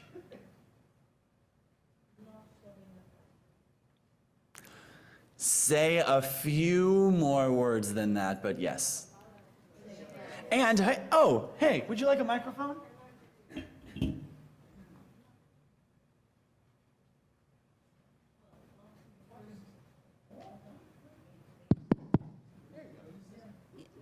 Obviously, the first line is what we always say. Talk into the microphone. All the way in, Leanne. Yes. You can do it. The first lines say what we sing as Im eina nili mili, and the last one say, if not now, Im lo achshav ematai. So those are things that we say for hope and for, just get down and do it. Great. So Leanne, you said something brilliant and wonderful. At the top of this page, what you see is that this is actually a text from Pirkei Avot, from the books of our fathers. There is a text in chapter 1, verse 14, that says, and I'll read it in English for a second, if I am not for myself, who is for me? But if I am for myself alone, what am I? And if not now, when? So the parallel between this text that we have from Pirkei Avot from thousand of years ago to now, 2004, let's say, eerily similar. Great. So you made like the obvious connection. Perfect. And that is how it is Jewish. Okay. Anybody else? And let's pass the microphone along so that everybody can hear. We'll start with David and then we'll go back. It is not for you to complete, but neither should you refrain from beginning. And yet we'll take the journey and we'll walk it hand in hand, even though you're never going to see the promised land. So there you go. So there's another text, right? It says exactly just that. That's a parallel between the two. Again, I cannot stress, I've spoken to Carrie Newcomer. There is not a Jewish part of her at all, not even like a great uncle somewhere, nothing. And yet, we now have Pirkei Avot and this other set of, there's another text in our Jewish tradition that says exactly what she is already saying in the lyrics. So we're making another connection, which is wonderful. Thank you, David. And that other text is from Rabbi Tarfon. Thank you for naming it explicitly. Please, go ahead. I don't have a text to link it to, but she can't avoid this living in the West. There's a sort of messianic feeling to it. Like we're all working towards some sort of final bright something, whatever it is. It's Christian too, I guess, as much as I understand, but maybe not, I don't know. But it's certainly a Jewish thing. Certainly, right? This idea that you're working towards something, right? And then to take it back to David, what you said, right? Like it's not up to us to finish the work, but we definitely 100% need to start it. And so to be able to have that be a part of it, and to be able to share, and again, this isn't just a Jewish thing, this goes across denominations. Great, give them a microphone. I'm hoping you can hear me without People on Zoom, we need a microphone. I love you dearly. I was reading what Carrie wrote about the song. Yeah, go for it. And she speaks to a hope that is a Jewish hope, because it's very true what she was saying. When I was in my own rough patch and I was telling my friend how much I hate hope, because it's not this fluffy, toxic positivity. Hope is gritty. Hope is words that I don't want to say in a synagogue. Hope is that thing that makes you continue to get up, right? Even in the face of sorrow and trouble and struggle. Hope is that thing that keeps nudging you towards growth, and that is a very Jewish thing. I think that flavor of hope is something that is just inherent in Judaism and is seen throughout our history, how we just like keep going throughout all the muck and all the struggle and all the sorrow, that we continue to have hope. Right, the idea that hope isn't just something that you have to like sit and live with and have and pray. Like there's actual action that goes along with it. And so what it means to actually take this hope, and again, and she spoke about it very brilliantly and very beautifully up here, this idea that in writing this, when it says, if not now, tell me when, we may never see this moment or place and time again. If not now, tell me when, like, why not now? And to have it be from a place of hope, of hoping for something to happen, to then be able to shift it into like, well, let's actually make it happen. Yeah, I like it when she says, like, hope is gritty. Hope can be a little gritty. It's something I like a lot. Please. We just talked about teshuva, and here we have, it will take a change of heart Yeah. for this to mend. Yeah. Tshuva's there. Tshuva's there. It'll take, and again, it could mean a lot of different things. But I like the framing of tshuva, right? It'll take a change of heart for this to mend, but miracles do happen every shining now and then. So I don't know how much the miracles in tshuva find each other, so we'll just stick to the first part. You're just a change of heart. Tis the season. All good. Lisa, please. So I'll talk personally for a second. I'm in a situation that I'm trying to make some improvement in, and it's a big problem, and there's a lot of complexity to it, and I can't solve it. I can't fix it. But I can have hope, and I do, that doing a little bit of the right thing and a little bit more of the right thing is going to ultimately create an improvement. It's not a miracle. The miracle, though, if I think about miracles, is that we can grittily wake up in the morning and say, okay, I'll try again, and I'll try a little bit more, and maybe the cumulative effort will get us somewhere. For me, particularly in this situation, but that's a global hope. I can't do it all, but maybe I can do just this little bit here. And so that's what it is, right? We'll work until it's done. Every person, every soul that's ever longed for something better and for something brighter. That's a part of it. No? Nothing over here? Great. We'll go to Mitch. Hi, Mitch. Okay. Maybe I'm being a little pejorative here. Bring it. But I see Christianity as basically, their basic idea is your life is going to be terrible, but you'll get to heaven. And so you just accept this yoke, this terrible life that you're living. But through our religion, through adopting, through believing, through faith, you can achieve an afterlife that will be good. Judaism isn't a faith-based religion. We don't have the kind of touchstone of believing in a Messiah. Yeah.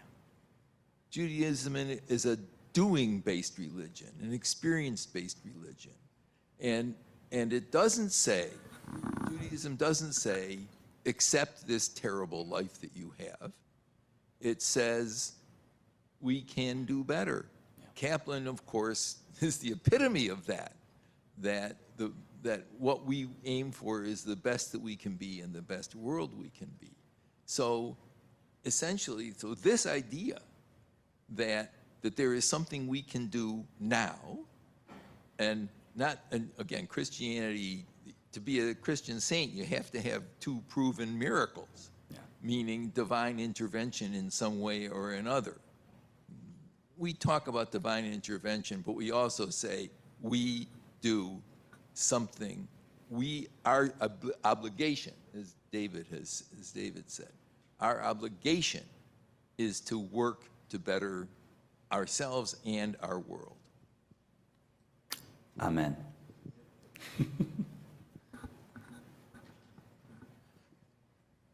As somebody involved with music and also with the music festival, which is run by and mostly attended by non-Jews, I've been influenced and taught things by them as well. By the way, Ben Kaplan also comes to our festival, and if you've ever heard him or seen him in action, I tried to get him to come here, and it just couldn't work out for his timing, but he's phenomenal.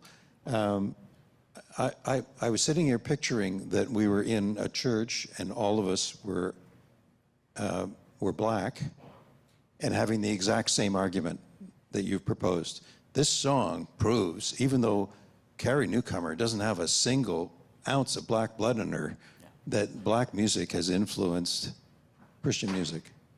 Because these same, I mean, this comes through in gospel, in folk, in all kinds of music. And as Lisa said, it's somewhat universal. Amen. Yeah. A little bit if you want to look on the sheet, and then we're going to pass along. Mark, you had something you wanted to say? Great. To David, yeah, we'll make our way there. But to take it, hold on, we'll get you a microphone, I got you. But I want to take, based off of what David just said, to point you to the bottom right quadrant over here, where Rabbi Lord Jonathan Sachs, familiar name I'm sure, right, has this idea about individuality versus individualism.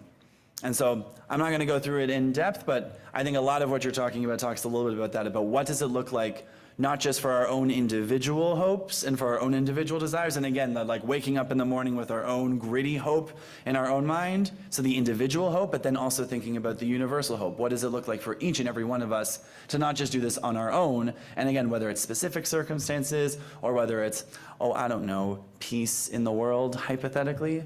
Like, what does it look like for all of us to gather ourselves and to do the hard thing, to get ourselves to a place in which we can achieve this? And so the individuality versus the communal versus the obligation, I think all of that plays a role in this. And so I'm really grateful for that. Who has the microphone? So I wrote a song about that. Got to keep our hope alive. I was hoping that you would say that. And it's gritty hope. That's a great term, gritty hope, because especially right now, coming into this situation, and what Hai said and what the rabbis have said and what you've said, it's a pretty gritty time, and we can lose hope because it's really tough. Like, worse than ever in some ways. And so where do we find joy? How do we find hope? It's work to find hope. And as Lisa said, so find one good little thing you can do that helps uplift in any way. So yeah, the songs that I'm writing these days are half prayer and half cry. So we got to keep our hope alive. Amen. Okay, let's make our way to Mark. You had something you wanted to say, and I want to hear what you have to say. And we'll just take our time together. It's okay. Your steps, and then we'll make our way to Iris. Yeah, seriously, I know. We don't put Phyllis to work enough. Freeloading on it. Yeah. Thanks very much. Shabbat shalom, everyone. And thank you for the opportunity to speak. I think this is a great subject. I like the song. It's very nice. And I think that in my experience in this synagogue, in this community, is that the idea that tikkun olam is really at the center of why people come here. Whether you want to talk about social justice, whether you want to talk about tikkun olam per se, or there are many ways to elaborate that idea. The idea actually that there's a kind of faith involved in that, to me, has become something very apparent. Like, sometimes I think when people talk about faith, they want to talk about it as strictly something that has to do with faith in a supernatural being. And I think that kind of gives faith a bad name, because hope and faith are very similar things in some ways. They're very interchangeable. Yeah. I have a cousin, and I love my cousin. He's a good person. He's, I've known him all of my life. But, people go in different directions sometimes. I had a conversation with him not long ago where he said, I think I gave up on the idea that I'm going to make the world a better place or help people in that way a long time ago. And I said to him, that's the only thing keeping me afloat sometimes. Is that I believe, even if I don't think I'm going to change the world and make it a better place, I'm going to fix the world. The idea that it's worthwhile to keep on trying whether I can do it or not, and that's what keeps me, that's why I feel connected to God and connected to the good things that I can do in the world, my potential to be good. There's no guarantee. It's not an empirical thing. I don't know that I can do it, but I believe it's worth trying. It's a kind of faith, and I think that kind of faith and longing for something that seems very far away and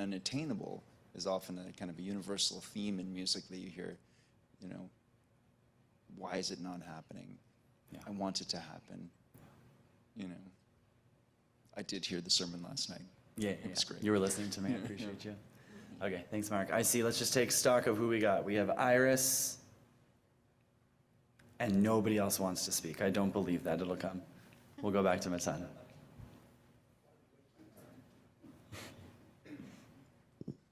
So I had the pleasure of hearing your Devar Torah last night, and I found one part problematic, which was that there was longing and there was prayer and there was hope, and you had a happy ending. So if you missed this last night, you'll see the recording maybe. But what Carrie is saying is, I may never see the promised land. I may never see the promised land, and yet we'll take the journey and we'll walk hand in hand. If not now, tell me when. So I was, musing or just a bit troubled about, so the message last night was great. We have a happy ending. The longing was there, and now we have this prayer, and we can, it was great, and it put the place of prayer into perspective. But I kept worrying about, for so many people, there aren't happy endings. So how do you get up the next morning, have that gritty hope, and keep going? Yeah. And this doesn't really answer it, but it just kind of makes it as a fact of life that we just keep trying anyway, and we keep having that longing, the prayer you talked about. So it sort of put my heart at rest a little bit about that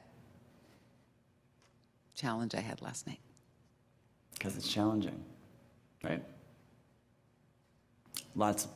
I'll talk to you more. I have lots more I can say to you, but we'll share it for you. Anybody before we go to Matan?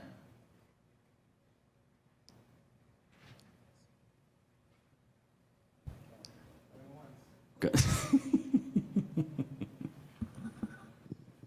There's a Hasidic parable, and I forget the name of the Rebbe, that there was once a person lost in the forest, and they were calling out, and then all of a sudden they hear a voice of another person, and they find each other, and one says to the other, "Do you know how to get out of here? I'm lost. Do you know the direction?"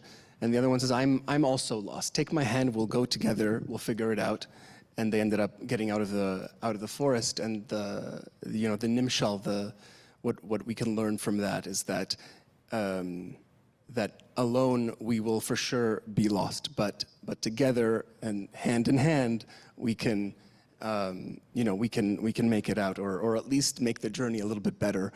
And yeah, that calling for togetherness in this struggle of life is, again, I think also very Jewish, and yeah, just points to one of the lines here of like hand in hand we'll make it out. It's also a very Buddhist saying. This was actually Ram Dass, who is a Jew himself, was saying something like, we're all just walking each other home. Like, that's what this life is. Yeah.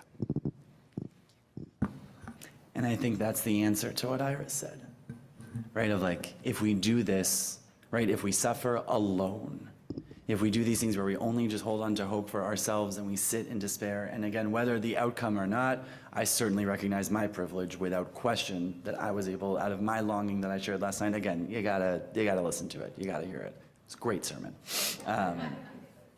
Right? Recognizing sort of my place of what I was longing for was achieved for so many other people. And again, and that's very real for me right now. I'm thinking of two people who I know who are my dearest and closest friends who went through something very similar, and the outcome was the exact opposite. And so to think about what does it mean to hold on to hope, what it means is holding it together. If we don't do it together, then what's the point? And again, it doesn't necessarily solve anything and it doesn't cure anything, but it leans into, I think, what Carrie was saying here of, I may never see the promised land, and yet we make the journey and we take it hand in hand of how do we walk each other through it, whether we get to the place where we need to go or we don't. Obviously, we hope and pray, and I pray that everybody gets what they need and where they'd like to go. But if we never make it to the promised land, at the very least, and again, I hate saying like at least because that's not the language I like using, but for this, I'll keep it for a moment. right? We're going to take the journey and we're going to walk it hand in hand, because the alternative is to just sit in despair and to do nothing and to be swallowed by despair and by fear and by lack of hope, and insert any other emotion you desire here. And so maybe that's a little bit of the answer too, and maybe that helps a little bit to say that at the very least where we get to is we take the journey and we walk it hand in hand, and if not now, if not like right now, care for each other right now. Don't wait to do that. Maybe that helps. Any other thoughts? Take your time. We are in no rush. Nothing else is happening, so take some time. I invite you, if you'd like, take some time to read a little bit what's going on the margins here. If there's any extra commentary, right? We focused a lot on the words and we brought in some commentary, but if there is anything specifically that Carrie Newcomer said, if there's something that you're reading from Rabbi Lord Jonathan Sachs, Joshua Culp, who wrote a beautiful translation and interpretation of the Mishnah, who adds a lot of commentary, he's wonderful. Avodah Rabbi Natan adds some extra things. If there's any extra pieces that feel alive for you in any way, take a moment, and I'm very comfortable sitting in silence. So take your time. And if you're ready and you want to say something, just raise your hand. Surely I knew it would. I knew it would. All that.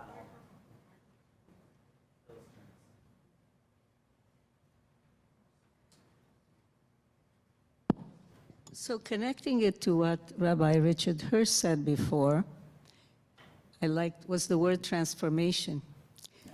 That when we walk together, and especially with others, something miraculous happens as you are heading towards something where organically you talk and come to different ideas together that you haven't thought about.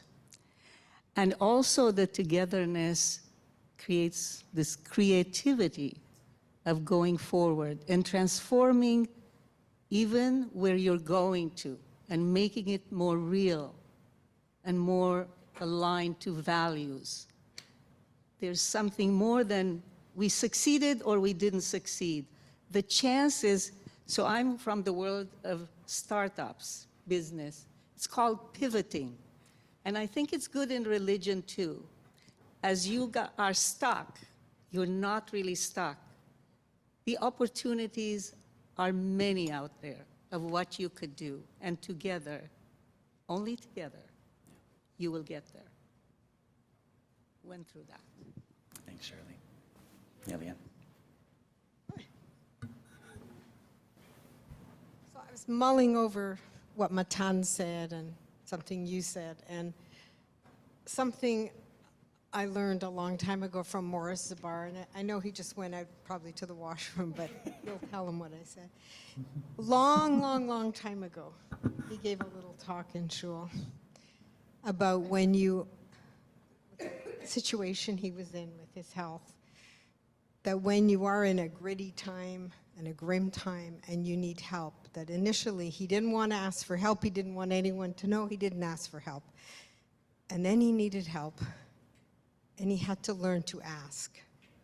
And it had a huge impact on me. And if you remember, he was after services, we sat in a circle. It had such an impact on me. It was a really long time ago, thank God. And he had to learn to reach out and say, I have this health problem and I need help and I need help. And he said, I'm a man, I don't have to ask for help. And then he did. And I think that's one of the lessons looking in here, and talking about going through something together and not being alone. And we'll take the journey, we'll walk it hand in hand, is that sometimes in the depths of your despair or your grim time, it's up to you and you have to ask for help. And it's not easy, but it can make the difference. So thank you, Maura. We'll credit him when he gets back. We'll make sure he hears that. Yeah, Esther. So I'm going to go back to, I guess, some of what, I may be repeating what people said earlier, but I reread the Rabbi Natan commentary, and essentially the entire Hillel quote comes down to if I do not earn merit in my lifetime, who's going to do it for me? Which reminds me of the Phil Oakes song, right? Yeah. Yeah, okay, we can do that next Nice. time.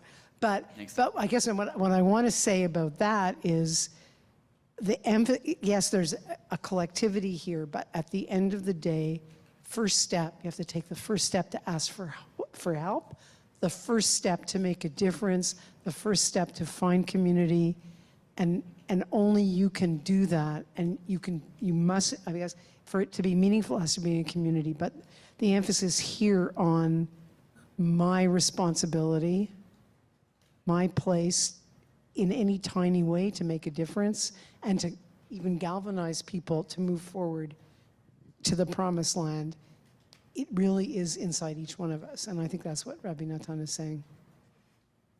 Yeah, thanks for bringing that in. Yeah, Jessica, please.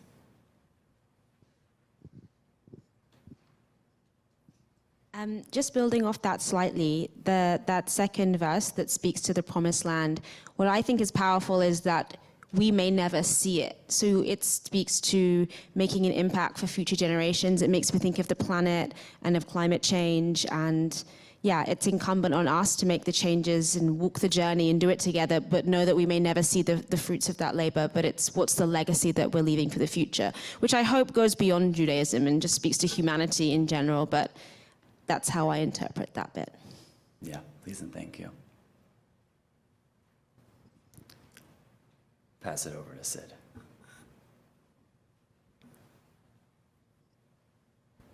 So can I say why I don't like the song? Sure, go Okay. for it.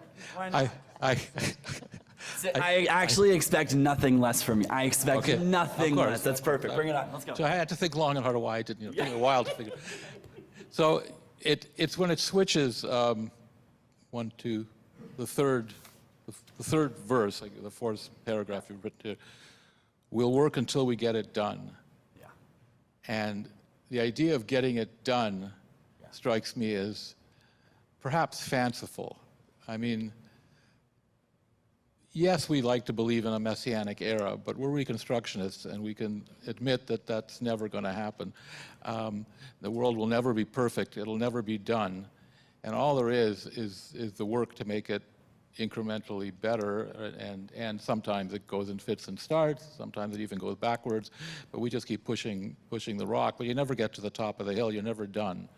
So I know that's a great motivator, and people want that hope, and you know, and it's why I struggle with the word hope as well. I mean, hope that, yeah, we always like, it seems childish, and we're all childish in a certain way, but we all also have to be grown-ups. And we're never really done, and we're never really going to get there. All there is sort of joining together with other people and making, you know, our situation somewhat better, maybe a lot better, but it'll slide back a bit, and then we'll push forward again. So it's the idea. I mean, again, she ends with miracles, and I'm not a believer in miracles. So, yeah, sure. Okay. Oh, please, let's go. And then I got a rebuttal to that, so I'm excited. Yeah, I feel like hope and despair are like the same thing, right? Like you're in the same situation, you don't have what you want, and so hope is just an orientation that you're directing yourself to. Yeah, they're not disconnected from each other. And I think like Please. as I age, Yeah. in my like 40s now, like starting to be like, oh, I'm not gonna see things like get better maybe, and realizing like, oh, kind of wrapping your mind around like, okay, how do you then go on, kind of. Great. Thanks for sharing that. We're going to pass it to David, I believe, is the next. But first, I want to share something, if that's okay with you, David, because it's specifically about this. And I'm only saying this because, like, I've actually spoken to Carrie, and so I can speak exactly like this. And that's the point. That's exactly it. She wondered about, we'll work until it's done, every daughter, every son, every soul that's ever longed for something better, something brighter. She questioned whether she wanted to say, we'll work until it's done. Because she knows, and it's like implicit a little bit in this commentary, but take my word when I spoke to her, it's very explicit. That's the point. We'll work until it's done, and it may never be done, and that's why we never stop working. And so I hear you, because the idea of like, oh, we'll work until it's done implies that like, who are we to say that we can get, I mean, and you can look at the world politics, you can look at local politics, you can look at religion, you can look at Darchei Noam politics, wherever you want to go on this, right? Like to say we'll work until it's done implies that like we're here to finish something. We're here to make sure that we put something into place that is good. And we know that that isn't always necessarily going to be the case. Could it? For Darchei Noam, I really hope so, right? But in terms of like thinking about that broader scope of like working until it's done, right? Is that little bit, it doesn't necessarily give you that hope in the same way, and it's a problem because it implies that like who are we to say like, oh, we can solve this massive problem that's been happening for thousands of years. Who are we to be able to figure it out?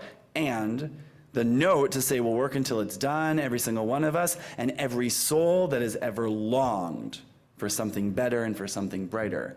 Perhaps, and now these are my words, not Carrie's, these are mine, to say, perhaps that's the point, is to say, well, we're gonna work until it's done. Whether that's in my lifetime or that's in my child's lifetime or their children's lifetime, but the goal is to get something done. I don't know if that helps at all, but I figured I'd share what Carrie's words are. We're gonna go to David. I see Meyer's hand. Great, and then we'll go down. Yeah, and you know what? It could just be that simple. She just needed to rhyme, which is my least favorite excuse as a musician. I'm always happy when things don't rhyme. That doesn't, whatever. That's off topic. Sid, I David, thought you go. were going to touch on this. The last thing you commented on was the use of the word miracle. And you were about to say something or think something. So here's my question, because before I make my comment, you might have some insight, having spoken with Carrie. The interpretation of the word miracle, it depends how it's interpreted. I either find this verse hopeful or troubling. Yeah. Okay? So the troubling part of it says, unless we have a miracle, it's never going to happen. So what's the miracle? Is that divine intervention? Or can we interpret a miracle as human intervention? You know, in the sense, that's my question, because it really basically says, it's not going to happen unless we have a miracle. So what does Carrie think a miracle is? That I don't know. For those on Zoom, Mitch says it's when the Leafs win the Stanley Cup. Yeah, I don't know that we need to put that into a microphone, but that's it. I don't have any insight from Carrie, but I do have some insight from me for what that's worth. But Meyer, you can go. I'm sure it'll all tie in. I'm speaking from the land of the half asleep, if not three-quarters asleep here, so Perfect. I'm not sure what'll come out. One thing in a way I struggle with actually is the title, and maybe even the words of Pirkei Avot.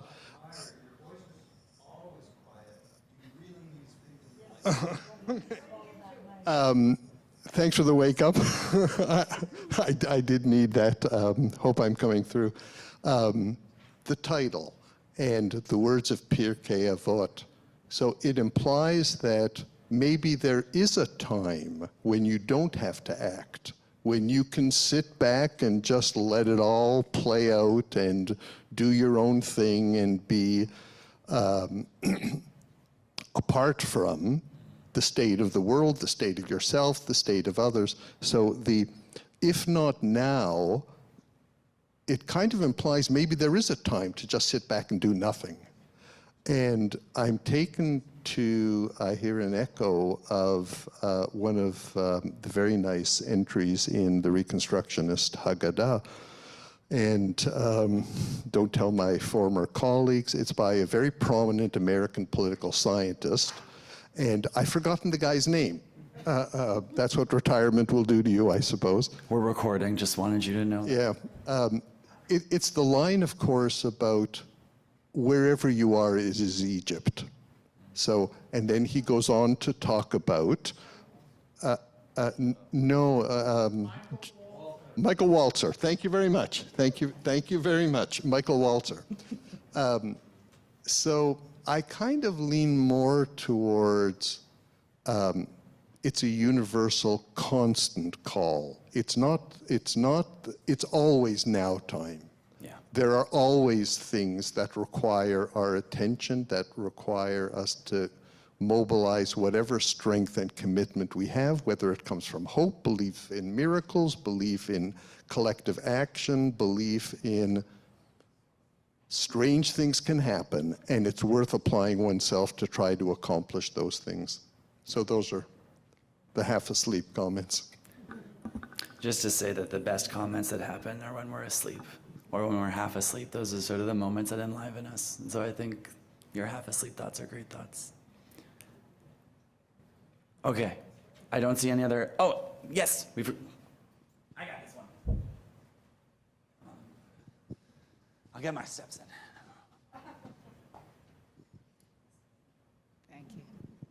Perhaps a less controversial, more open-ended line could have been, "We'll work to get it done." And that way, there's no implication that we're getting it done, but that we're working towards getting it done. And that gets rid of that problem. It reminded me of the story of the rabbi whose name I can't remember, so anybody else can give it to me, who planted the trees on Tu B'Shvat for the generations to come. And that's part of our upbringing, that we're always planting the trees for our children and our children's children. Our Tikkun Olam is just ongoing for this world. And certainly planting trees today works for global warming and all of that. Always. So yeah, that we're always looking forward, and we know it's never done. Yeah. Whatever it is, because there's always a new it. Yeah. So you've rewritten this song. That's Yes, it. I do that with lyrics. Done. Rewritten, which is perfect and delightful. Yeah, Edited by Ellen. I appreciate it. Oh, okay, let's go. No, it's just for my steps. I think I can answer, or not answer, but give reflection on what you were asking about, or you were saying about your discomfort with the idea of miracles in this, right? In that, and I understand that, right? We're talking about human agency, and then it's only going to take a miracle. But I think she's writing here. She said, "We'll work until it's done," right? Where am I? That it'll take a change of heart for this to mend, but miracles do happen. I believe that she's talking about that change of heart, like being the miracle, so to speak. Is that it's not easy for any person to actually transform, to actually change their mind, and that is, I think, a miracle in and of itself. That you don't have to think about miracles as something that is like the hand of God coming and doing something, right? It's the thing that's like the most difficult for us to do, right? I don't know who said this, but that the loudest sound is a habit breaking, right? So that's in line with this. I think when miracles happen, it's when we make them happen. Those are my thoughts about miracles too, so that works out just nice. So I wonder, we're gonna take a moment, we're gonna sing this again. Now that we have and again, I gave you the invitation, right, to think with your heart, and you sweet Reconstructionists just couldn't help but use your head. And I knew that, and it was fine, and I love that. So what I want us to do is, again, and you shared brilliant, beautiful, wonderful. You've added such texture to these words that I've been singing at summer camps and at retreats for years and years and years, and you brought in a texture and comments and understandings that I hadn't quite considered before. And so every time I come to this, I get to learn something new, and so I'm grateful for each of you. And so now, as we sing through this, I invite you to allow the things that are going on in your head, right? The ways in which you're thinking about a hope and about miracles and about what it means that things are done or are they not done, and what on earth is Pirkei Avot saying, what's going on here? Well, Rabbi Tarfon was brought into this at one point. All these different conceptions and understandings of how we can make sense of this, let it creep into your heart so that it has a place to settle, and so that we can enter into Mincha, into Nehila, with a little bit of an understanding. A new understanding of what this might mean for us and how we can take this into our work together into the new year.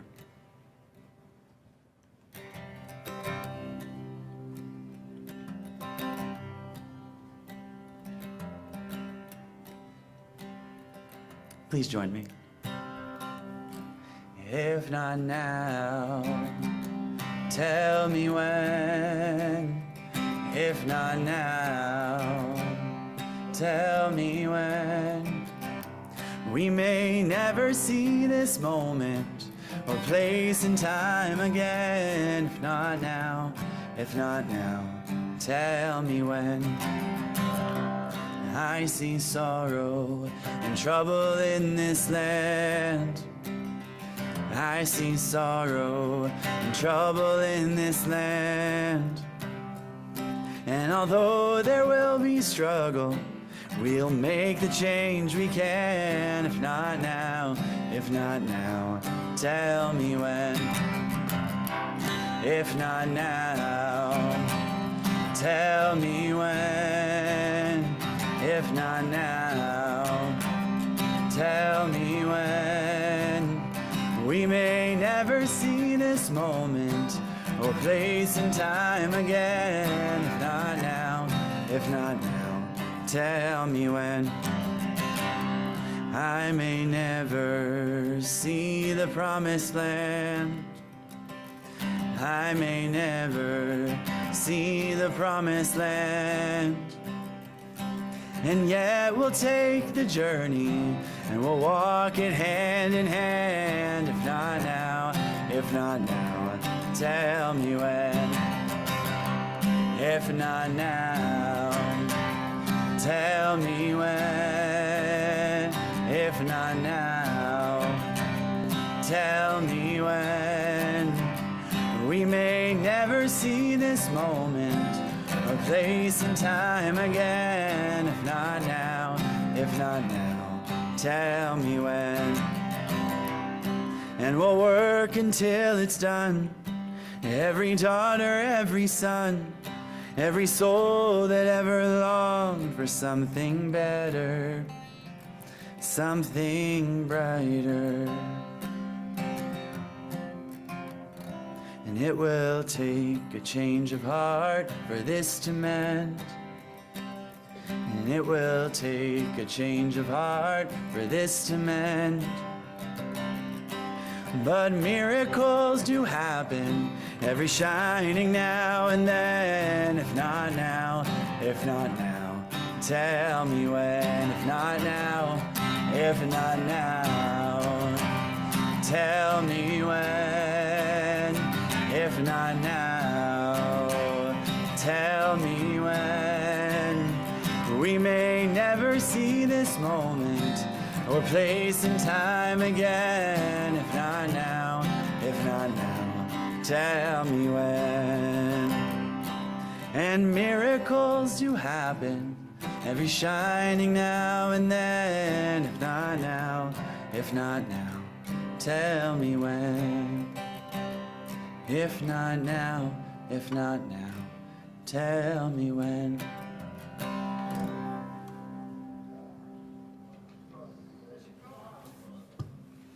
And to you all,